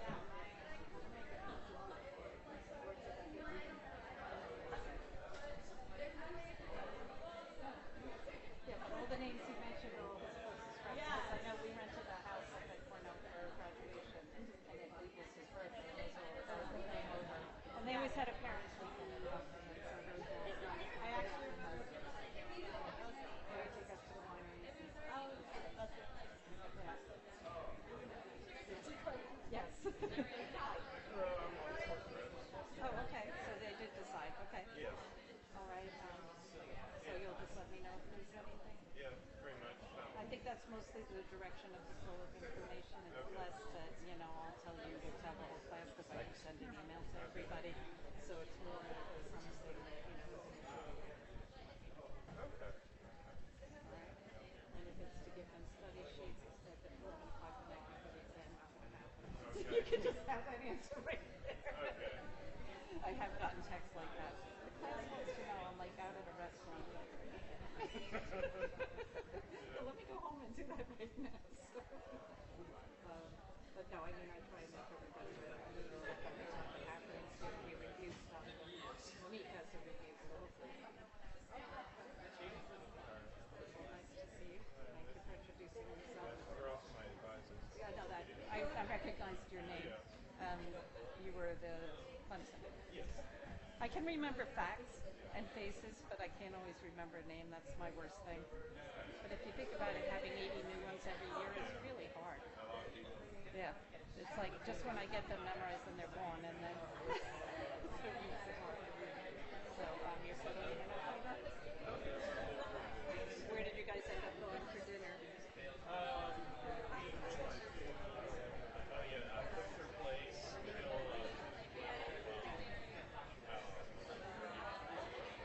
Okay. That's interesting. Okay, good. That gives you an idea of what you can and can't have. Yeah.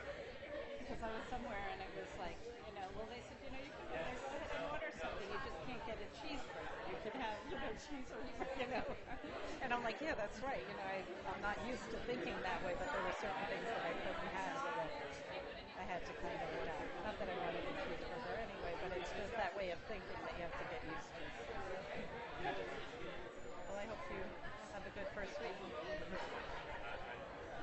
That's what I call this. This is the real first week, although you probably worked pretty hard last week.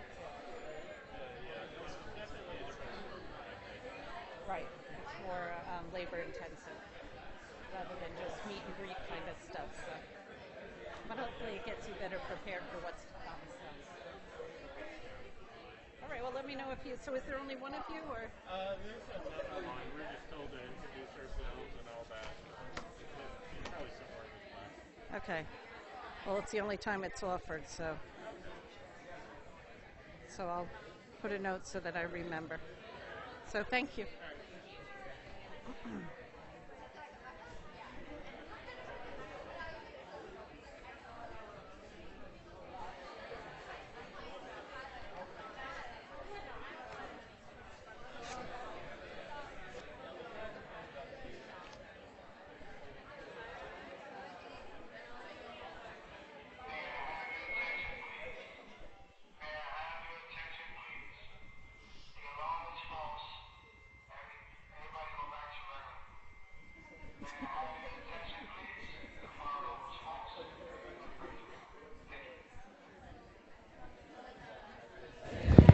Okay. Now that he's kind of broken the spell of what you were under, we'll just get back to work because I don't have too much time left. We're supposed to end at 10 of 6, just so you know, to allow the next class to get in if there is one. So the paper that you were assigned this week is an outbreak of hepatitis A associated with green onions. It is, about 10 years old, but it was in the New England Journal. It's about 8 years old, I guess. And it was well done, and I think that it is still true what happened in this, whether we read something from then or newer. But because it would be a same old paper, it won't get published as much, even if it happens now. That's what happens. Like the first time you find something like this, you get in the New England Journal, and then the next one that tries to publish will not necessarily get in. So this article actually deals with a large food outbreak in 2003 that's pretty similar to the tomato scare we had last summer or the West Side Market that was this year. And as we said, with the West Side Market, they tried to actually give away vaccine to try and help stop a bigger outbreak than what there otherwise would have been because it was a pretty popular market.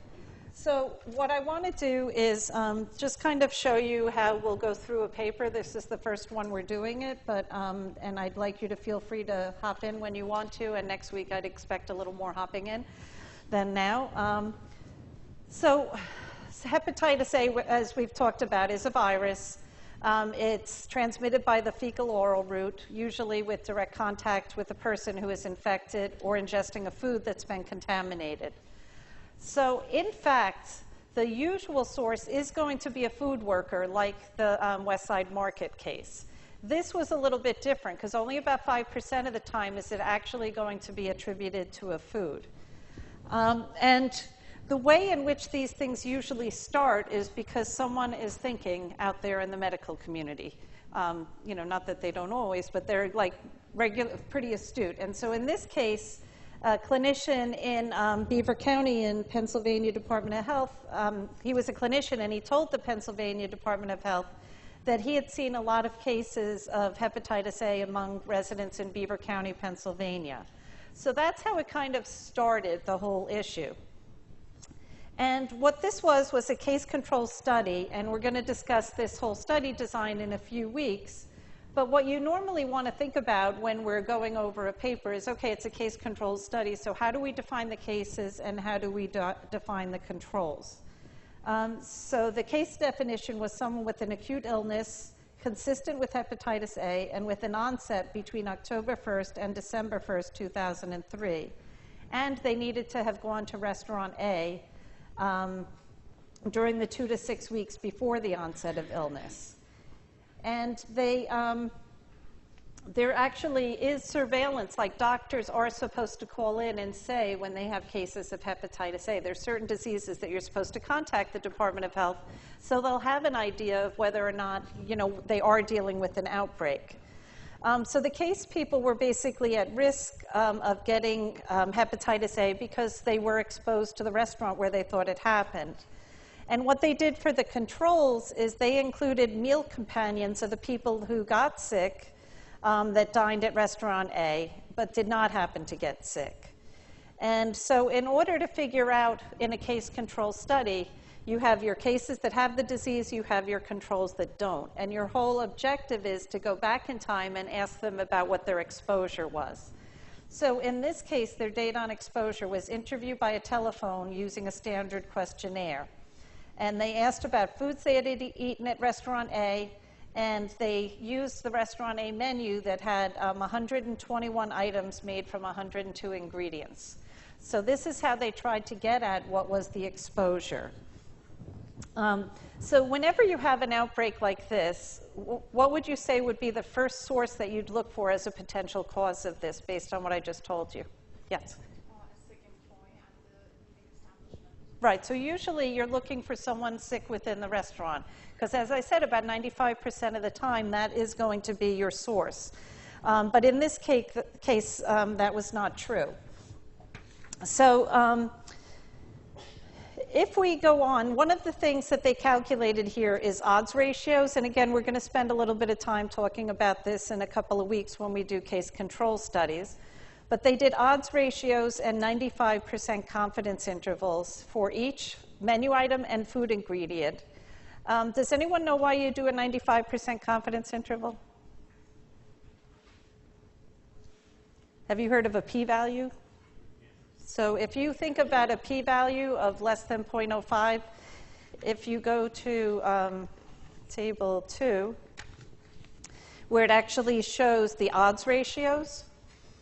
So when you look at mild salsa in table 2, its odds ratio is 19.6, and the confidence interval is 11 to 34.9. It means 95% of the time you would get an odds ratio within that range. If that range does not include 1, it means that it's significant, or the p-value is less than 0.05. So for an odds ratio to have it be 1, it means that there's no difference between the cases and controls. If it doesn't include 1, if it's less than 1 or greater than 1, that confidence interval, and it doesn't go through 1, then you have a significant finding. Does that make sense? I mean, I'm just kind of trying to walk you through this. I apologize if some of you already know a lot of this, but I just want to make sure that you all can kind of get to the basics of the papers. So anyway, they calculated odds ratios and these 95% confidence intervals, and then they just also did adjusted odds ratios. And when you adjust for something, you're kind of trying to say, let me take that out of the equation. Like, we don't want to think that this is only related to age, so we'll adjust for age. And then we can say that this is an age-adjusted odds ratio.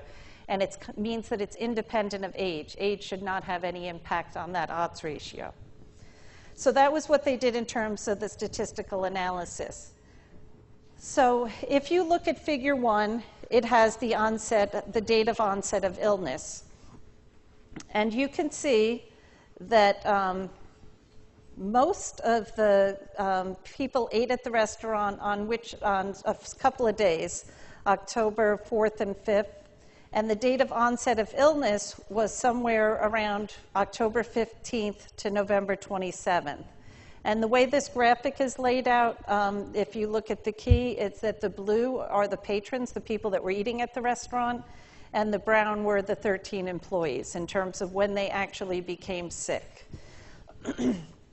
So table 1 just describes some of the characteristics about the population.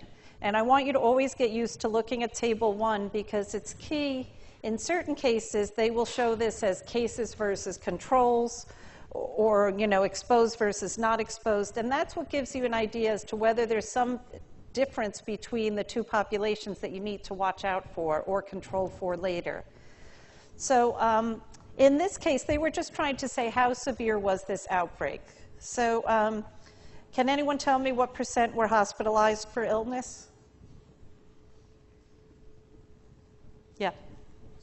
Right, so there was 26% that were hospitalized for illness, and this is actually a pretty high rate. And there was an editorial that went along with this, and the concept was that maybe this was a higher rate because a lot of adults got impacted, and many of the adults were of the age where they never would have gotten the vaccine as children, so they were never vaccinated as younger adults, and they maybe were more at risk. And then, as we said before, the days that were most people ate at the restaurant or most likely ate the meal was somewhere around the beginning of October. So when they went through all of these menu items with all of the people that ate at the restaurant, they came up with about 5 menu items that they thought were more likely to have been eaten by the people that were cases than by the control. So it's kind of targeting what seems to be the key difference between them. And it included mild salsa, bar beverages, grilled chicken, fajitas, ground beef burrito, and an enchilada platter. The mild salsa was something that actually every time you sat down, they gave it to each of the tables. So that was something that was capable of being eaten by anyone, even if they didn't order it. And it was consumed by about 91% of the patients and only 35% of the controls. So even though it was there, a lot of the controls never ate it and didn't end up getting sick. So the employees ended up getting sick later on, just like the patrons. So they obviously were not the source of the disease. And so if you look at table 2, that's where they're kind of trying to say, okay, what looks like it's a likely problem in terms of what people ate? So the way this is laid out is you have the number of people that fall into, consuming an item as a patient or as a control. And so if you look at the mild salsa, 218 of 240 patients had it, or 91%, as I just said, whereas the controls, only 45 of 134, or 35%, ate it. And when you look at this as an odds ratio, which we'll learn how to calculate in a couple of weeks, it was almost 20, with a confidence interval that went from 11 to 34.9, was nowhere near 1, so was a very significant finding. If, on the other hand, you look at the grilled chicken fajitas or bar beverage, they had an odds ratio of 2. So the odds of them having eaten those foods was twice as likely in a case than as a control. But if you look at the confidence interval for those two things, you can see that it includes 1. It goes from 1 to 4.9 for the grilled fajitas, or 1 to 3.5 for the bar beverage. So were those ones significant? The bar beverage, how many people say that was a significant finding? Good, it wasn't, right? Because it included 1. So just get used to, reading it that way. So that was if they looked at everything as menu items, and as we said, there was about 5 of them that seemed likely. Then they looked at this in terms of what had common ingredients, and if we look at this in terms of ingredients consumed instead of food consumed, what do we find here? And here is where the green onions really start to come out as the culprit, because you have an odds ratio of about 33. I have done a whole lot of studies in my lifetime, and probably the best odds ratio I ever got was close to 2. So to have 33 is like, jump up and down. So this is a really strong finding in terms of the green onions really seem like they're the culprit. It's a significant finding, as are the diced white onions. Although this one, some of the data is less clear because people don't recall if they ate it or not. But anyway, the idea was that they thought that the green onions were the likely culprit. Can anyone tell me why maybe the green onions were the culprit? Yes? They were raw, right? So you're not getting rid of any of the disease. And how did they take care of them? Yes? Oh, in the back, yeah. The way they clean them in bundles, it said that could be like a likely reason that it was the green onions, or how they wash them. Or it made it even worse, because if you think of it, if you have them bundled and you're washing them, first of all, you're not getting everything inside there, and second of all, some of what's on the outer part is getting into the inner part that was never there. So you're really helping spread it almost as well. Yes? Their storage on ice could have contaminated onions. Right, so because they were stored together, it might have contaminated the adjacent onions in the same storage area? Yes? In the blue, sorry. I guess the source for the farms that they got them from in Mexico.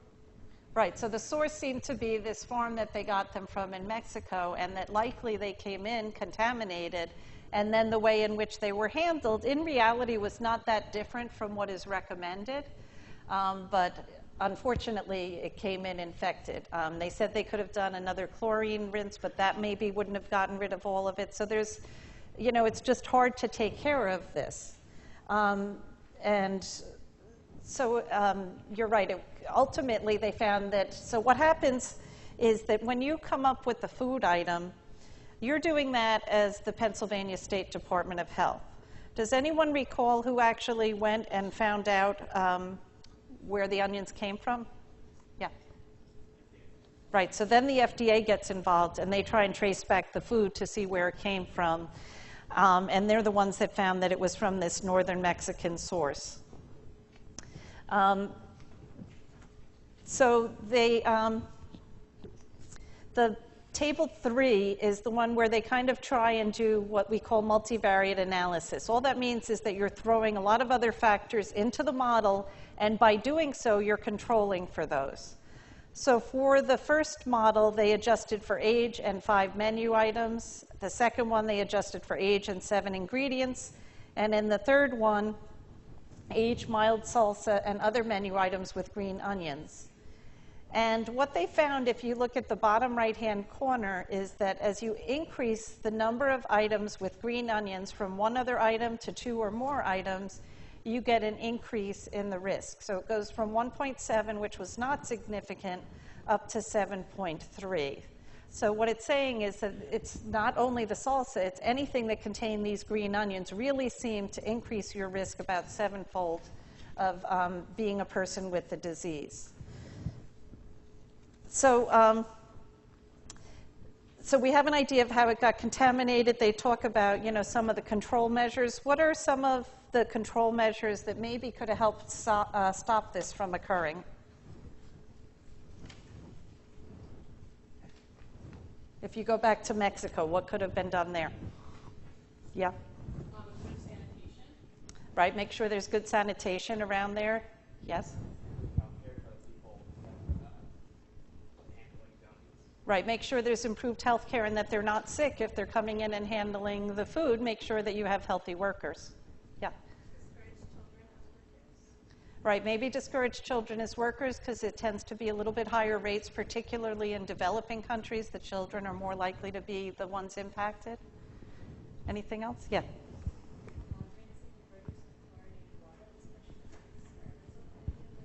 Right, to try and do that back at the source or whatever and try, and then again they try and do it in the restaurant as well, but that might be another way to do it. So those are all, you know, kind of simple ideas and almost common sense.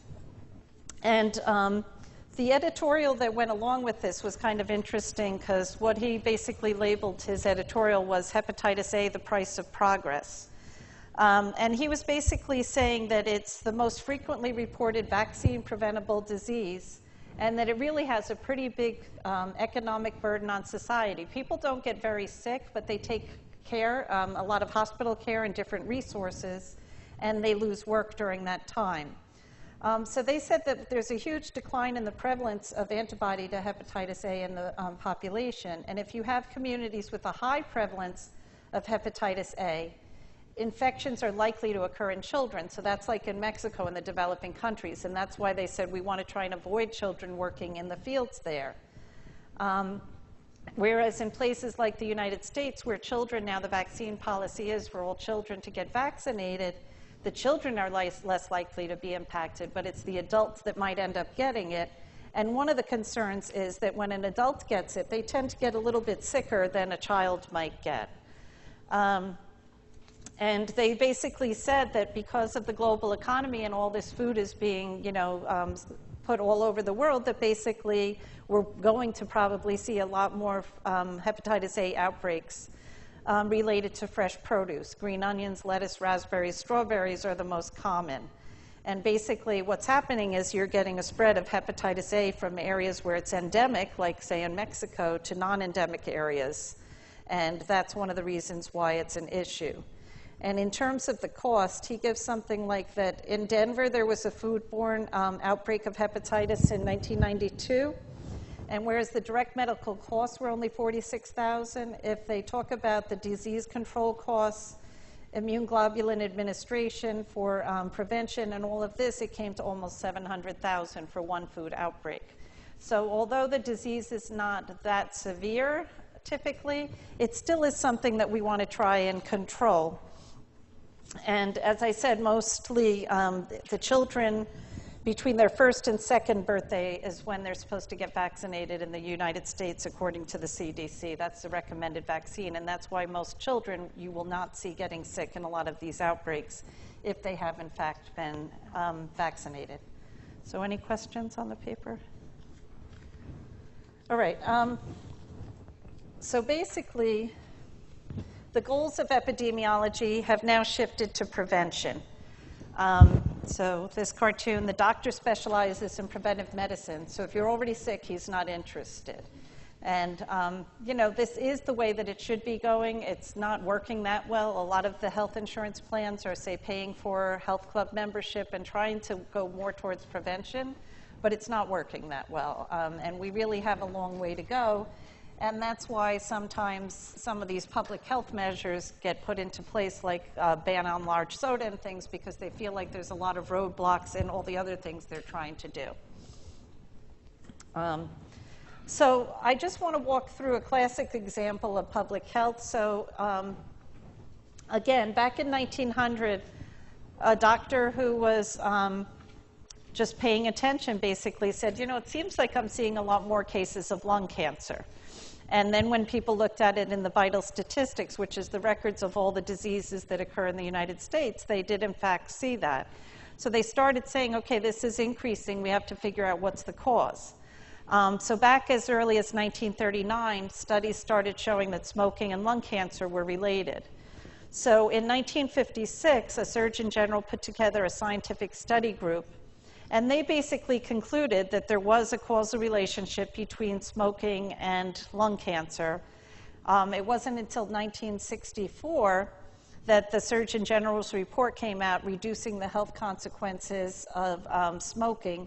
And that was when policy and public health recommendations really started to be made, things like trying to have an impact on advertising and some other things. So despite all of this, and like probably this is the strongest risk factor for many diseases, again, odds ratios around 10 as compared to most nutrients you might see around 2.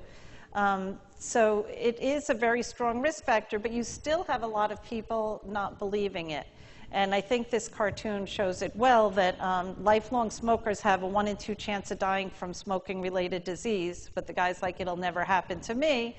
But the same guy says, you know, Powerball lottery, 80 million to 1, but he's going to go buy the ticket and thinks it'll be his lucky day. So it's the mentality of not thinking that you're ever going to be at risk, but thinking you're going to be the big winner. So in general, in epidemiology today, a lot of the effort, a lot of the healthcare money for public health programs is towards preventing disease. And what they're trying to do is set objectives and then actually try to measure progress. So in 1979, the first public health objectives for the U.S. and Healthy People report came out by the Surgeon General. But at the time, they didn't set up any ways to say, you know, we're doing great, we're really changing this. So they realized that there had to be a whole shift. And it wasn't until about 2000 that the Healthy People 2000 came up with specific objectives to be reached by 2000 in 22 focus areas. And in order to see if they were really making any impact, they started to create some tools to measure success.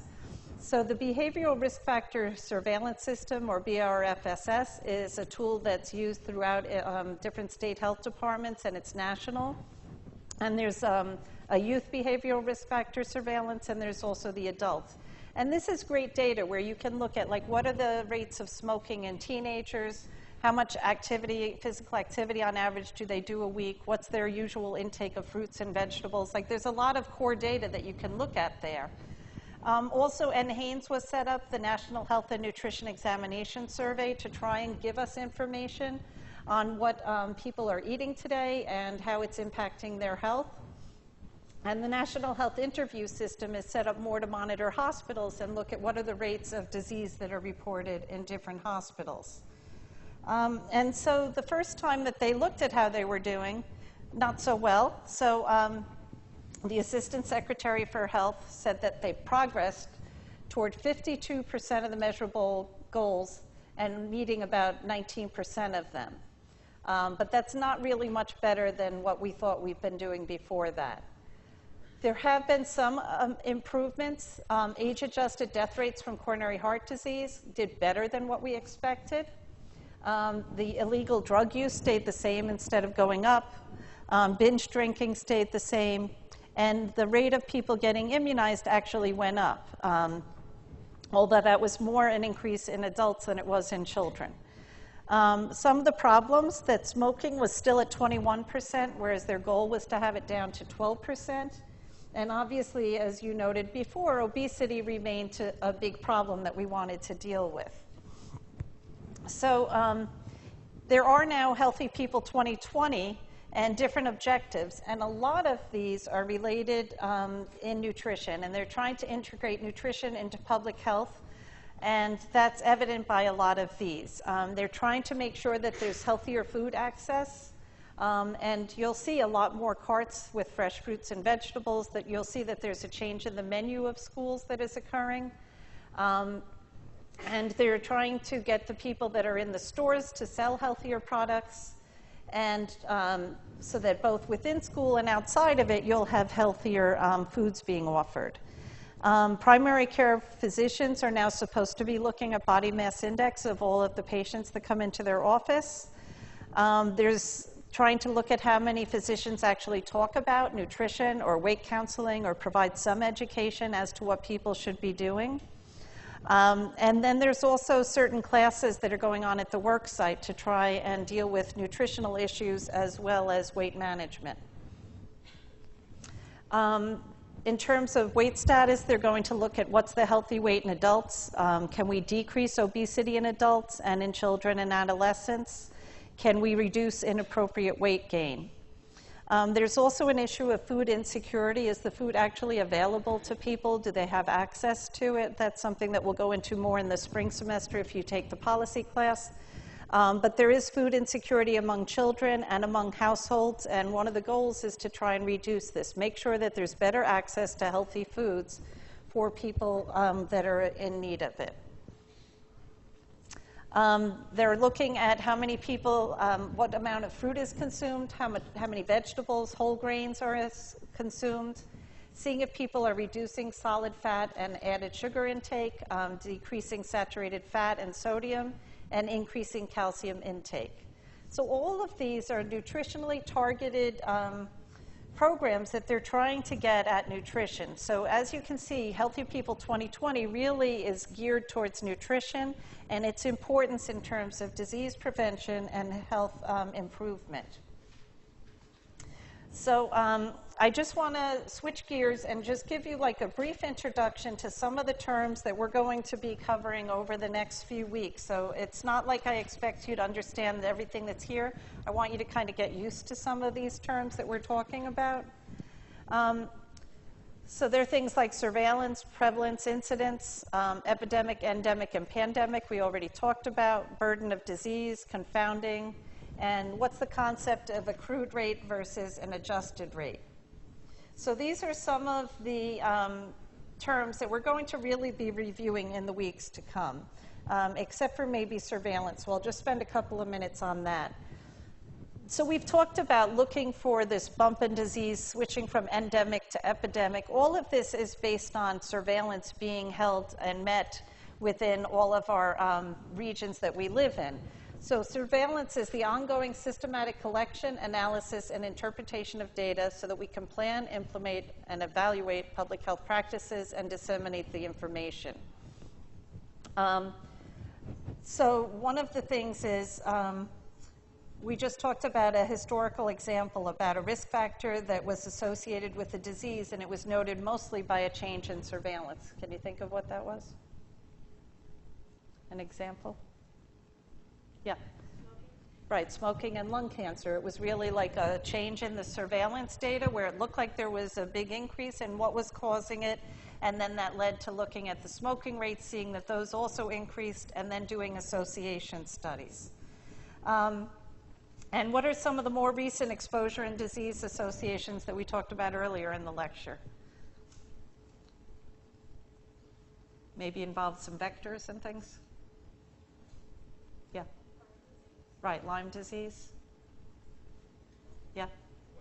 Right, Lyme disease, West Nile are some good examples of things that were also noted by surveillance.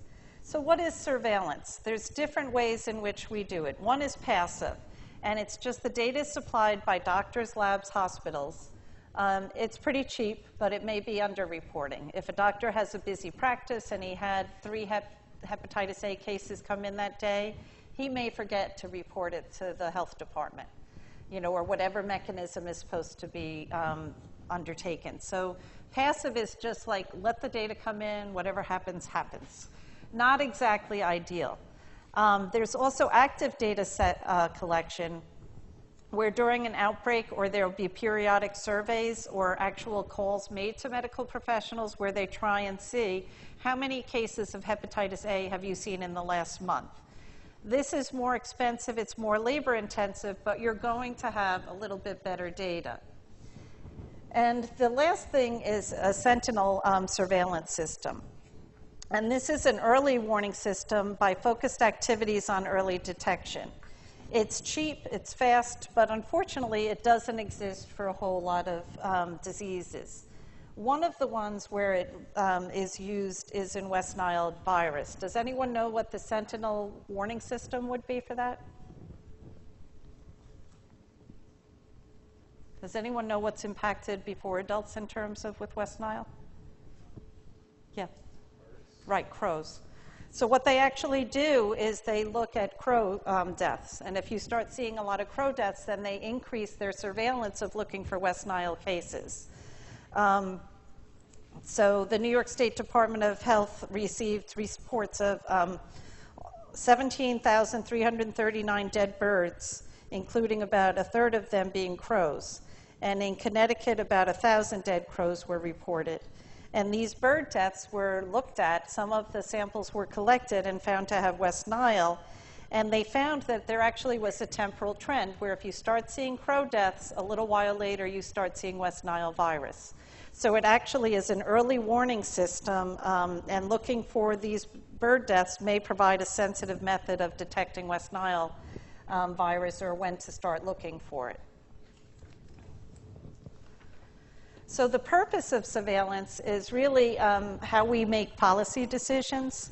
It sets the priorities for the Department of Health. We started out the lecture saying that a lot of the monies now are given towards diabetes, obesity prevention, all of these different things that are now big problems, as well as some programs for the elderly.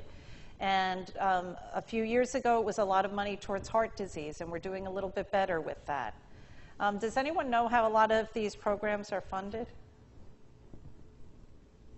Yeah. Tax dollars? Part of it is tax dollars. Another big part is that the tobacco settlements. So back when tobacco companies were advertising, it was decided that a certain amount of money from their companies should go towards public health prevention programs. So that money is still today being used by departments of health and helping to fund certain programs. So it's kind of like instead of just a slap on the wrist, they were told, okay, you're going to pay for what you've done. You hurt public health, and we're going to help you prevent disease by improving public health. So that actually helps to pay for a lot of current programs. So when you use surveillance, you can look at trends and rates and see if there's any changes going on so that then you can start doing targeted intervention. And it's really trying to get a quantitative idea of, what are our objectives? If we have obesity rates at 40%, what do we want to get to now? If we don't know we're at 40% now, we won't know what we want to achieve later. You know, and if you have 1 in 10 adults needing you know, hip replacement, do we want to get that down to, you know, 1 in 20? Like, you need to know where you are now in order to have an end point of where you're going to go towards. So some of the terminology that we use in epidemiology, we'll go through this again as we go through the next few weeks. One of the important things is prevalence versus incidence. So prevalence is the number of cases of a disease in a population at a particular point in time. Incidence, however, is the number of new cases of disease in a population during a defined period of time. So in that way, we can kind of measure the probability someone will get the disease in a time period. Both of these you'll see expressed as cases per 1,000, per 10,000, per 100,000. But it's important for you to understand the difference. So that if you have, if I ask all of you, you know, if I take all of your blood pressure and I classify some of you as hypertensive and some of you as normal blood pressure, what is that giving me, incidence or prevalence? It's really prevalence because it's existing at this point in time. When we get incidence, this is where we need these cohort or longitudinal studies. Someone had asked, how long do you have to follow up a population? Well, it depends on what's the average incidence rate per year. If you have a disease that only occurs like 5 per 100,000, obviously you need to follow up further to get enough cases to actually study. If you end up with a disease like, say, arthritis, osteoarthritis, you're talking about something that might impact like 1 in 2, 1 in 3. So you maybe only need to follow a cohort a few years, look at the new cases, and then you're really looking at the risk for developing the disease. If all of you either have hypertension or not, and I also ask you, you know, how much salt do you use, I can look at the association, but I won't know which came first. You know, I won't know that you had high salt intake and then you got hypertension or vice versa. You know, we think it makes sense more one way, but we really don't have the data to show that. Yes? So for instance, when you're looking at the denominator, people already have the case or cases beforehand, are they being excluded? They're being excluded. They're also being excluded if they're not at risk. So if I'm doing an incidence rate for prostate cancer, my denominator obviously won't have women. It's only going to be men. And if anyone has prostate cancer, they're not in it. So one of the defining things when we start a cohort study, and we'll go over this when we do cohort studies, is that you start with a group free of disease. So they shouldn't be in the numerator or the denominator. Anything else? Okay, confounding is a complicated issue, and we actually have an entire lecture on this. And the whole idea is that there's other factors that may have an effect on disease, not only the risk factor that you're studying. So the results can be adjusted or controlled for with statistics or doing different analysis or even in the way you plan a study to try and get rid of these confounding effects. So you can do it in the design of a study or afterwards by doing statistics. And I think with this, sometimes an example helps better. So this is that if you think that increased coffee drinking leads to increased pancreatic cancer, and you find that in your study, you better know what your smoking rates were in the population, because how do you know that it's not that smokers also drink more coffee and they also get more pancreatic cancer? And the only reason you think coffee is related to pancreatic cancer is because of this association with smoking. So without knowing about this third risk factor, you might come to a false conclusion that coffee drinking actually leads to pancreatic cancer, where really, once you control for smoking, maybe there is no association.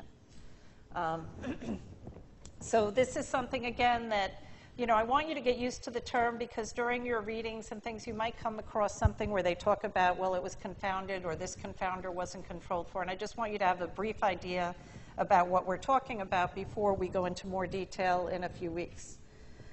Another issue is bias.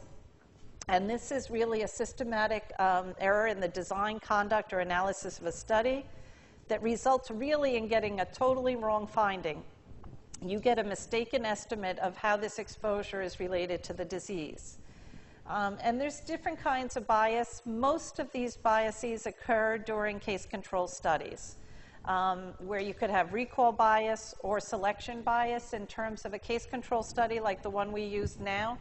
You had the cases that ate in the restaurant and got sick, and the controls ate in the restaurant but didn't get sick. Well, what if our controls instead were people that lived in Idaho? You know, how do we know that they weren't exposed to a different hepatitis outbreak? Like, you have to think about what your control group is and whether the bias is there in terms of how they answer questions.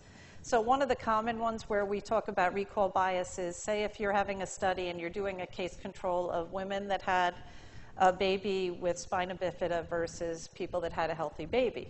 You start to ask that woman who had a baby with spina bifida, she is going to be more likely to be searching that memory bank for something that might have happened that caused the baby as compared to the one that had a healthy baby. And that's what recall bias is. People will recall or think that something happened because it helps explain things in their mind. And these are the kind of things that we have to be aware of. And again, we'll spend time on this during case control studies and also during the lecture on confounding and bias.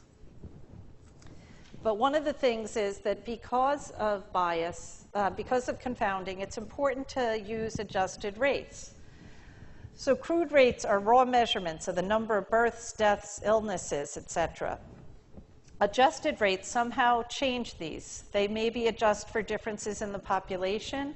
The most common one is to adjust for age, because that can make a huge difference in terms of your findings. And we'll go through an example where just adjusting for age shows country-to-country comparisons that become the opposite of what you originally believed once you control for age. Because, say, the US is an older population than Brazil, and you think that there's a lot more of a certain disease in the US than in Brazil, but then when you control for age, it actually is not true anymore. It's just we have an older population. So you have to be aware and always be thinking critically, like, what is missing here? How could we maybe adjust for some of these factors that maybe are not giving us a clear answer? There's also the issue of rates that use the concept of time. So you need to always have a time period there. So the mortality rate is typically the deaths from all causes within 1 year times 1,000 divided by the persons in the population at mid-year. It's just assumed that the mid-year population is pretty much an average of what you might have started with January 1st or ended with December 31st of that year. So they use the midpoint population estimate to try and get the mortality rate. So one of the other things besides mortality is oftentimes we looked at morbidity rate, which is just illness, like certain sicknesses. So the rate of disease, incidence of a disease or a group of diseases over a certain time. So a lot of times you'll look at this as how much illness was caused in a year divided by the total population. Sometimes you'll see this morbidity rate is raw or unadjusted, and other times it's age adjusted. So for example, it might be the rate of cardiovascular disease that's occurring in New York State over a certain time period, or how much lung cancer is occurring over a certain time period. And then you might look at that as a regular number, or you might look at it as age adjusted. And these data are important because when you're trying to plan where are your resources going to go for your state, county, hospital planning, you need to know what kind of disease is out there. What do we need to watch out for? If I have a hospital and I have a ton of people coming in with hip fractures and different things, I want to make sure I have some orthopedists and maybe some people, geriatricians, or people that will help take care of these older people. Whereas if I had a lot of infant mortality, I might want to get more pediatrics on board. So really, you need to understand what do you need in your particular situation, and part of that is by understanding what are the rates of disease that occur there. So field epidemiology, we talked a little bit about this, but this is kind of taking epidemiology and investigating a problem that's unexpected. So something like the hepatitis at the West Side Market, you need an immediate response. They want to figure out what's causing this, offer the vaccine for people to try and reduce the impacts. It requires people go out into the field and actually ask questions, get information. usually you're dealing with the time constraint. So for the example of the hepatitis A, you want to know so that it's soon enough to give the vaccine before it's too late. If you figure out your answer and it's already taken you like 60 days, it doesn't really matter that much. So it's got to be, you know, targeted and quick information. There's a great book out there that's called Medical Detectives. I think it was written probably in the 40s or something, but it's a really tiny paperback book, and it goes through examples of field epidemiology, like where kids were coming down with these weird neurological symptoms and they didn't know what was going on. And so the field epidemiologists went out there, and what they had in common was a pair of jeans that they had purchased. And they had purchased them from the back of a truck. The back of the truck before the jeans had stored some, you know, chemicals that led to neurologic problems. And the jeans actually kept some of that chemical in it, and they all came down with this disease. So that's the kind of thing that, like, epidemiology really is a medical detective. My husband was a homicide detective. I was a medical detective. So we had certain things in common, except for my people hopefully are alive. So anyway, field epidemiology is a really cool thing, and we don't get to do a whole lot of that. In the local health departments, they do a little bit more of that. And just like that graphic I showed you where you're switching from infectious disease to chronic disease, our tools have to change too. We still have these outbreaks, but mostly, and most of our resources are spent on trying to improve overall health to prevent chronic diseases. But some of the examples of field epidemiology was Legionnaire's disease. In Philadelphia in 1976, it was found that the air conditioning duct was carrying this Legionella, and people were getting sick with this respiratory infection. And they actually isolated, found the source, and then from that point on, there were certain regulations put on hotels and different air conditioners to make sure this doesn't happen again. And we talked about the West Nile virus. Next week, we're going to talk a little bit about descriptive epidemiology, some of the forms of how we do this. These studies really are hypothesis generating. We're not going to get an answer to our question. We're just looking at correlations, like do more people that have blood pressure also tend to have a lower calcium diet? You know, I did something like that back a long time ago, just looking at records throughout all countries. What's the average calcium intake and what's the rate of hypertension in that country? Was there a correlation between them? I can't prove one to the other, but I can say that it appeared that people with higher calcium intake or countries with it had lower rates of hypertension. But these studies, just like a cross-sectional, it's one snapshot in time. So just like I talked about, looking at all of your blood pressure and some other risk factor, we can't say one preceded the other because all the data was collected at one point in time. So we can't say this definitely caused that. We'll spend a whole lecture on causality and talking about that, why that happens. One of the things that's out there that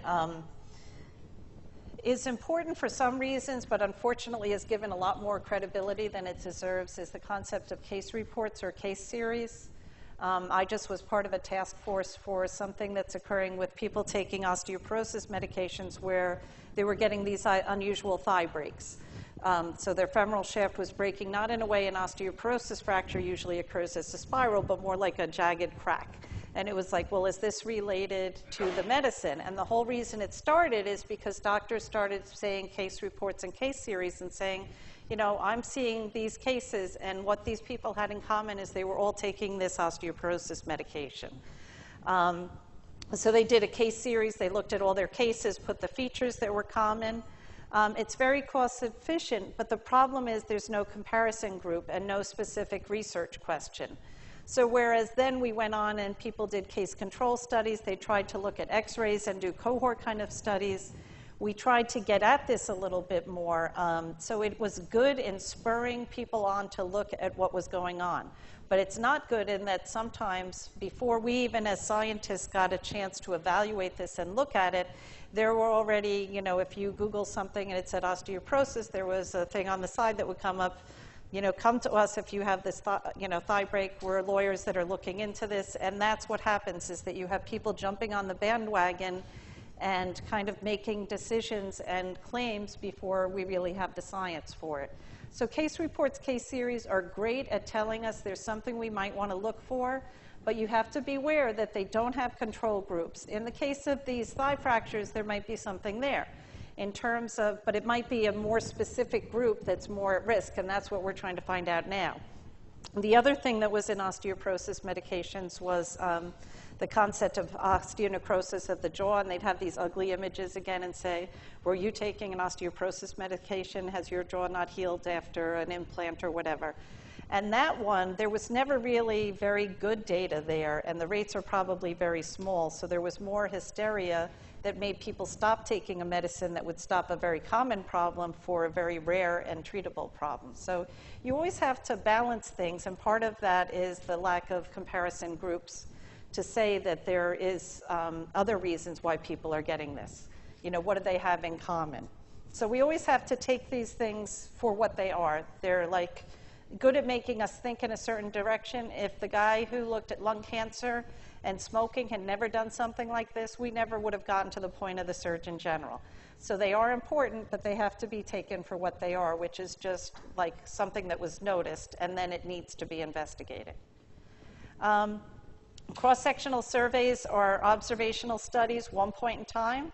They're cost efficient, they're easy to implement, they're ethical. You're not asking people to do anything at risk. Problem is there's no temporal information. We don't know that the risk factor preceded the outcome. And there's a problem of who enters these studies and how are they maybe different from the people that don't. Are your volunteers, there's something called a healthy volunteer effect. And is it possible that everyone that got into this study really is more health conscious? And if we did this in the whole population, we'd find different findings when we included everyone that wasn't so health conscious. So this is like a graphic of what your cross-sectional survey looks like. You're looking at an association, say, between diabetes and cardiovascular disease. So you have patients with cardiovascular disease, and you look at patients with diabetes and patients without diabetes and see, is there more of them, more cardiovascular disease in the patients with diabetes as compared to those without?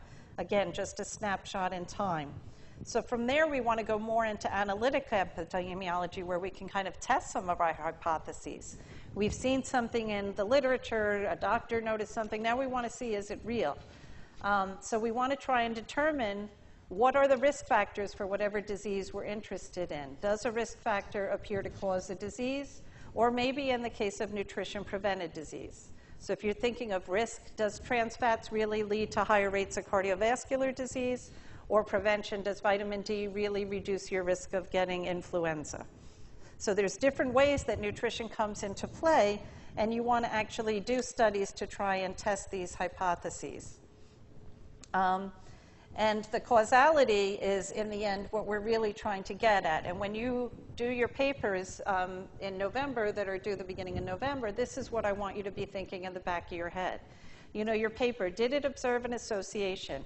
If it did, is it real? So then, or was it spurious or wrong? And then maybe it's due to bias or some kind of a systematic error. If it's real, is it real, but it's really just due to smoking or some third variable, a confounder? Or could it be due to chance? And kind of getting rid of all of these as potential explanations and saying, no, I think this is a real association between whatever nutrient you're interested in and whatever disease or outcome you're interested in. So retrospective epidemiology is things like a case control study. Just like the hepatitis A, people are defined whether they have disease or not diseased, and then we ask about their prior exposure. Sometimes we drew a retrospective design. So exposure has already occurred, and we're looking back in time. These studies are often quick. The problems are recall bias that I mentioned before, and we're going to go into a little bit more. There's no way to alter the controls. Once you choose your control group, that's what you have. And maybe your study didn't capture some exposure that you really needed to look at. So you need to know a little bit about the disease before you design, say, your questionnaire and things that you're going to ask about, so you can capture the important information. Case control studies, we have a whole week that deals with this. These are observational studies with cases and controls that don't have the outcome of interest.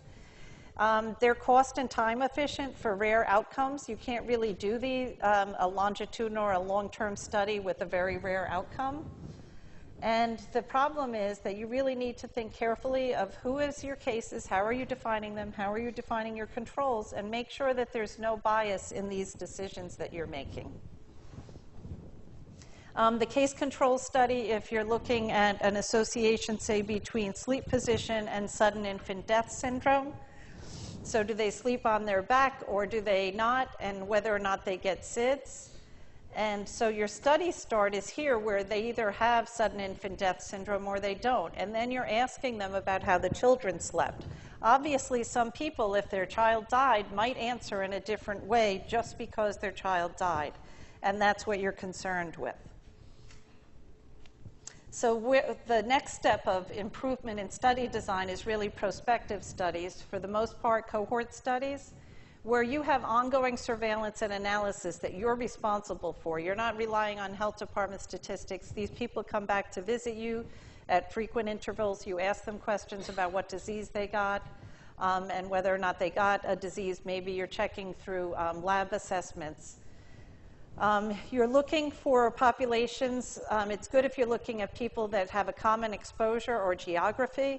One of the first epidemiology studies I ever worked on was looking at cancer rates around 3 Mile Island. So in 1979, there was a nuclear accident. And then about 6 years later, Columbia was contracted to go down there and say, are the cancer rates in fact higher in the people exposed to radiation compared to not?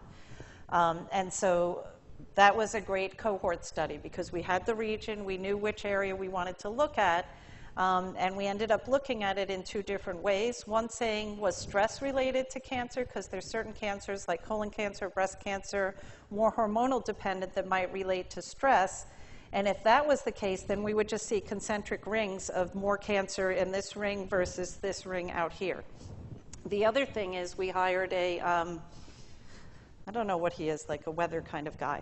But he basically said, okay, on the date of the accident and for the week afterwards, all of the radiation was basically taken this way. So we had a quadrant here where we knew their radiation exposure was higher than the other regions based on weather patterns.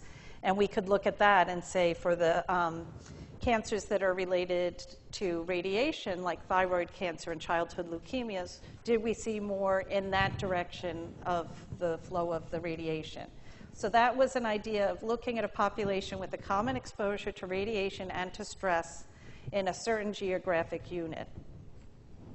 So in the idea of a prospective cohort study, you have a group or a cohort of individuals that meet certain inclusion criteria. So their inclusion criteria is usually that they're disease-free at the time, maybe they have to be a certain age, and you're asking them about all their risk factors at baseline. Then you follow them forward and see whether or not they develop disease. So you can assess temporal relationships. You know the exposure preceded the disease. You asked about exposure when they were disease-free. The problem is you need pretty large numbers for relatively rare outcomes that might occur, and you still can have confounding, because this is another one where that healthy volunteer thing might come into play, and that if you look at when we do cohort studies or any studies you might get for readings, if you look at the group that is having, say, the best diet, if you look at that table 1, they probably also don't smoke, they probably also exercise more, they probably also have a lot of other healthy behaviors, as well as having more intake of a certain good nutrient. And these are issues that you need to control for. So this is the general idea. If you wanted to look at the association between hypertension and cardiovascular disease, you start out with your cohort, you measure their blood pressure, they either have hypertension or don't, you follow these groups forward and see whether or not they develop cardiovascular disease. So the study starts here with assembling your cohort, measure the risk factor, and then in time, as you go forward, looking at whether or not they develop disease. One of the classic cohort studies that looked at this was the Framingham Heart Study. It was a long-term study of cardiovascular disease. It started in 1949, and they're still publishing now. They have Framingham Offspring studies that are being published. And actually, the results of this study helped to reduce cardiovascular disease mortality starting in the 1960s. So remember I told you that for some of these healthy objectives, we were doing really well in terms of cardiovascular disease. And one of the reasons why is because of all of the findings that we got from this Framingham Heart Study. The other thing that this study did is it helped us to say we need good statistical tools to be able to say, I'm really interested in smoking and cardiovascular disease, but I know I need to control for blood pressure, cholesterol, all these other things. How can I do that? And it was during this study that a lot of these tools were really developed. And then the last thing is the experimental epidemiology. This is expensive. It's difficult to do. The concept is a randomized controlled trial. It might include something like double blind, where the clinician and the patient, neither one knows what treatment they're getting or if they're in the control group. Because they're randomized, you're eliminating bias. So if you look at a randomized controlled trial, if you get one of those for readings, and you look at that table 1, you should see that almost everything is the same in the two groups, because randomly you should end up, say, with 20% smokers in both groups. If once you randomly assign them, you should end up with 30% exercising in each group. It should be relatively similar and get rid of a lot of the bias. So a randomized controlled trial, here we're actually randomizing patients to receive one of several comparison treatments. I did one of these with vitamin D in Black postmenopausal women to see if their bone strength would be stronger given the vitamin D versus placebo. As I said, we're doing another one in sickle cell anemia people. And this is really the gold standard. You get rid of a lot of bias, a lot of confounding, but it's expensive. It requires a lot of staff. And because in the beginning, when you set what they call the inclusion criteria, you're kind of limiting how wide you can apply those results. So say for the study, we wanted to make sure no one had any arthritis or any certain diseases. Then you can't say that vitamin D helps people with arthritis because you didn't let them in your study. So your inclusion criteria are good for kind of controlling certain things, but they limit what you can say about your study when you try and extend it into the general population. So the graphic for that is you want to see if a new drug is effective in reducing hyperlipidemia, and so you take a sample, you randomize them to the drug or the placebo. As time goes on, you measure whether they have high blood lipids or not, and decide if the drug works or not. But each of these steps along the way involve staff and involve people helping, and it can be pretty expensive. So does anyone have any questions? All right, so next week, already in your files and resources, there's either 1 or 2 papers that you're supposed to read for next week. So make sure you do the reading. Your lecture slides will be posted. For those of you that like to get things out of the way, look at the paper assignment. It is first come, first serve for topics. And if someone else already has the topic you want, you can't do it. So if there's something you're dying to write a paper on, start thinking about it sooner rather than later, and I'll approve it for you. All right, so thank you. Have a good week.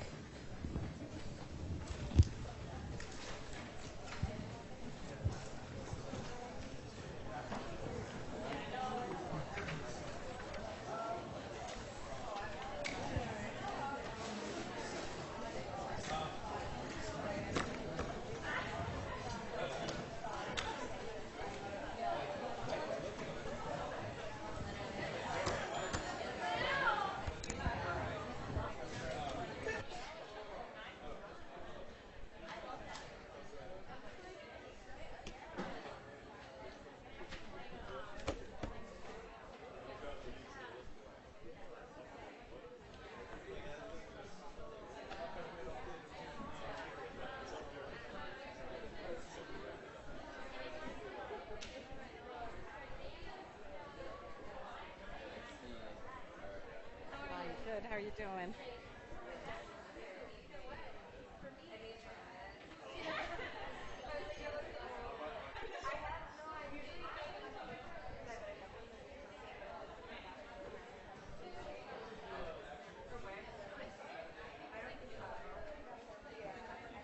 Hey, good night. Hi. Hi, Abby. Okay.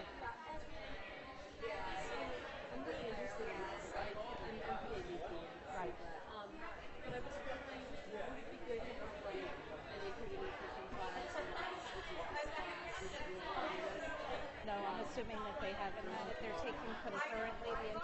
nutrition, so I'm never going to quiz you on nutrition. I'm going to quiz you only on the tools. And the only nutritional part is that the examples and the readings I give aren't going to be on smoking and cancer, although I talked about it, but they're going to be on nutrition and disease. So yeah, no, I'm not that worried about it. I try and just explain the statistics as we go on. And yeah, so I'm also taking a stats this semester that we do too much. I don't think so. I mean, I used to teach folk for this program, and now they're doing the stats second semester and someone else is doing it, but I think it will be fine. So you probably need a drop-down sign, or okay.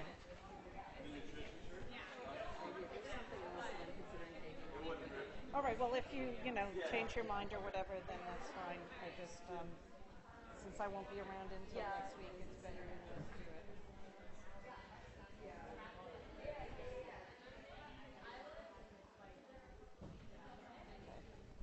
All right, good luck. Hi. Hi. I just wanted to ask you what type of work you're doing I'm just curious because I'm trying to get into dental school, so when you mentioned that, I was like, I should ask her what she's doing. She is doing, it's complex, and it's something that I don't understand that much. It's taking place in Haiti, and it's about whether undernutrition in children, like she has old measurements of height and weight, so she's looking for whether or not they, were really starved or whatever, undernutrition, and whether that related to how many permanent teeth they lost, I think. Where is she? She is actually a professor in Chicago or something. So she's got her MD, and I think she's teaching there, but she's trying to finish up her doctorate. And the reason why I don't remember it that much is that she's kind of taking a gap right now, and so I haven't read it in about 6 months. But I was just curious. I thought it was yeah, so it has to do with undernutrition in Haiti and how it's impacting dental health. And they actually had examiners in the field that looked in everyone's mouth and recorded how many teeth and probably, number to thickness. They probably did everything. But I think there's one other thing they were looking at. I just can't think of what it's called. Okay, no problem. I was just curious because you mentioned it. So. Yeah, I'll see. Yeah, there's a few people in epidemiology that are actually doing dental type projects. So I don't know if any of them come to special studies or not. So. Yeah, you might want to just look on your own, and so that if you don't see anything there, you could send out an email in the meantime. Okay. I'm trying to think, is it Ryan Demmer or something? I don't know, but if you go to the epidemiology site, there's a whole lot of people. I don't know if there's a good search tool, but you'll be able to see someone that has dental, and it might be Demmer, like the last name, so that might give you a start instead of having to go through everything. So, okay, no problem. Hi. Okay. What's up? Yeah. Just had a couple questions too. Okay. One, I guess the most recent thing we did for the randomized control trial. So is the sample randomized? So in other words, if I'm having 100 people, Yeah. every time someone enters the study, the statistician will give me a package, and it either has drug or it has placebo in it. Okay. So it's done by a statistical Double blind? program. Yeah. Yeah, the best one is going to be a double blind and randomized. So actually, in a lot of the studies I do, because I'm not a clinician, because I'm the epidemiologist, I'm the one that's actually running the program and then giving the nurse the placebo or the whatever. Yeah. So I put labels over what's really there to cover it up, or we have a pharmacist put things inside gel caps so that they don't know what they're taking. So there's a lot of ways that you try and keep people blinded. Okay. So there could be other ways besides the actual. There's not going to be the doc, or. Yeah, so it's, quote, not really a risk factor depending on if you're looking at risk or benefit. A lot of times when you're giving them a pill, you're hoping it'll benefit them. So say for the fracture healing trial I'm doing, or hoping to do if it gets funded. So it's a drug versus a placebo. So the drug company has already said they'll give me the drug, both as identically looking placebo or drug. So the patients will get it. They won't know what they're taking. For 3 months they do that. I randomize them to that, and then at the end of that, I promise everyone access drug, so that I can look at that 3-month period, see if they heal better on that drug versus the placebo. What do you mean? Because one is a placebo and one is real drug. So active drug is the real drug. So remember, so I said that they're going to be identical looking. Oh, okay. So in this case, you know, just say it was vitamin D and placebo. Okay. So the vitamin D is going to be real vitamin D. The placebo is just going to be like a pill that just really has what the vitamin D is packaged inside it Right. and nothing else. And what? Yeah. So that you can really see the difference. And then you avoid people thinking, oh, I'm taking vitamin D, I must be doing better and reporting better outcomes. So you really, for anything that can be subjective, you need that placebo so you can make sure it's really due to the drug and not to something else. So after those 3 months, you would give them the actual. Then vitamin everyone D. gets the real drug. Yeah. Because all my measurements about fracture healing by 3 months are over, and then I can just follow them forward for some other things. Okay. So would you change anything else to make it more random, or would you?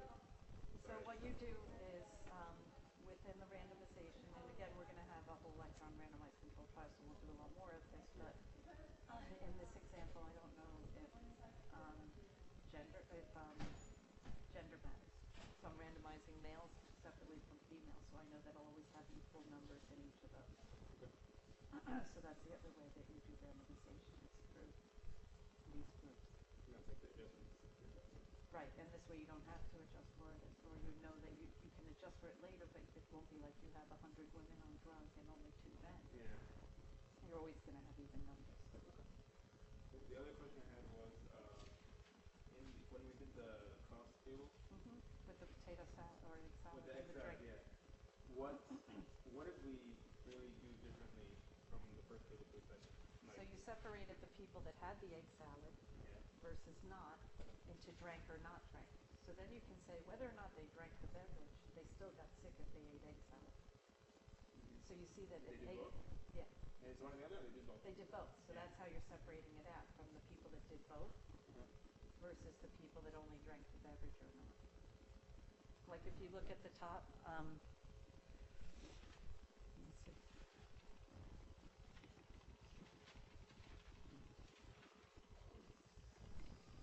Here it is. So if you look at the top here, you have ate egg salad or did not eat egg salad. Right. This is the So first table? now, this is the second table, Second. because now I'm trying to cross-tab them. So I have drank beverage or did not drink beverage.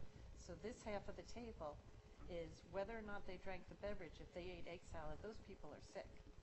This side is whether or not they drank the beverage. If they didn't eat egg salad, they're really not as sick. So that's how come you know it's the egg salad. Gotcha. Because you're saying, okay, you have to have the combined thing of it's eating egg salad and drinking beverage. If it turned out that it was the other way, that both of these ones were higher than both of these ones, then it would be the beverage. Can you say that again, the last part? So if this rate and this rate were both high, and this rate and this rate were both low, then we would say it's the beverage eating. Because whether or not they ate the egg salad, if they drank the beverage, they get sick. Okay. So it's looking at the combined effect. So the first table actually just told us what? That those two were the ones that were most likely to be associated. They had the highest attack rates. Because there might have been 20 other foods here, and 70 and 67 were the 2 highest ones. Okay. So that's why we focused on those foods. But then we had to tease out which one is it. Okay. And that's what the next table did. So is that a specific kind of study that kind of says, or you do like a second analysis that says like, you know? Yeah, well, it's just beverage a by more itself, or- refined. It's stratified analysis is Okay. what it's called. Okay. And we'll talk a little bit more about that. Okay. Okay? Great. Thank you. All right, thank you. Thank you. Have a good day. You too. Hi, Miss Kim. How you doing? Oh, it's killing me. Right, it's long.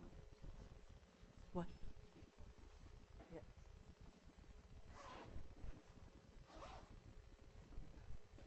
This is on you. Yeah, this has to be too.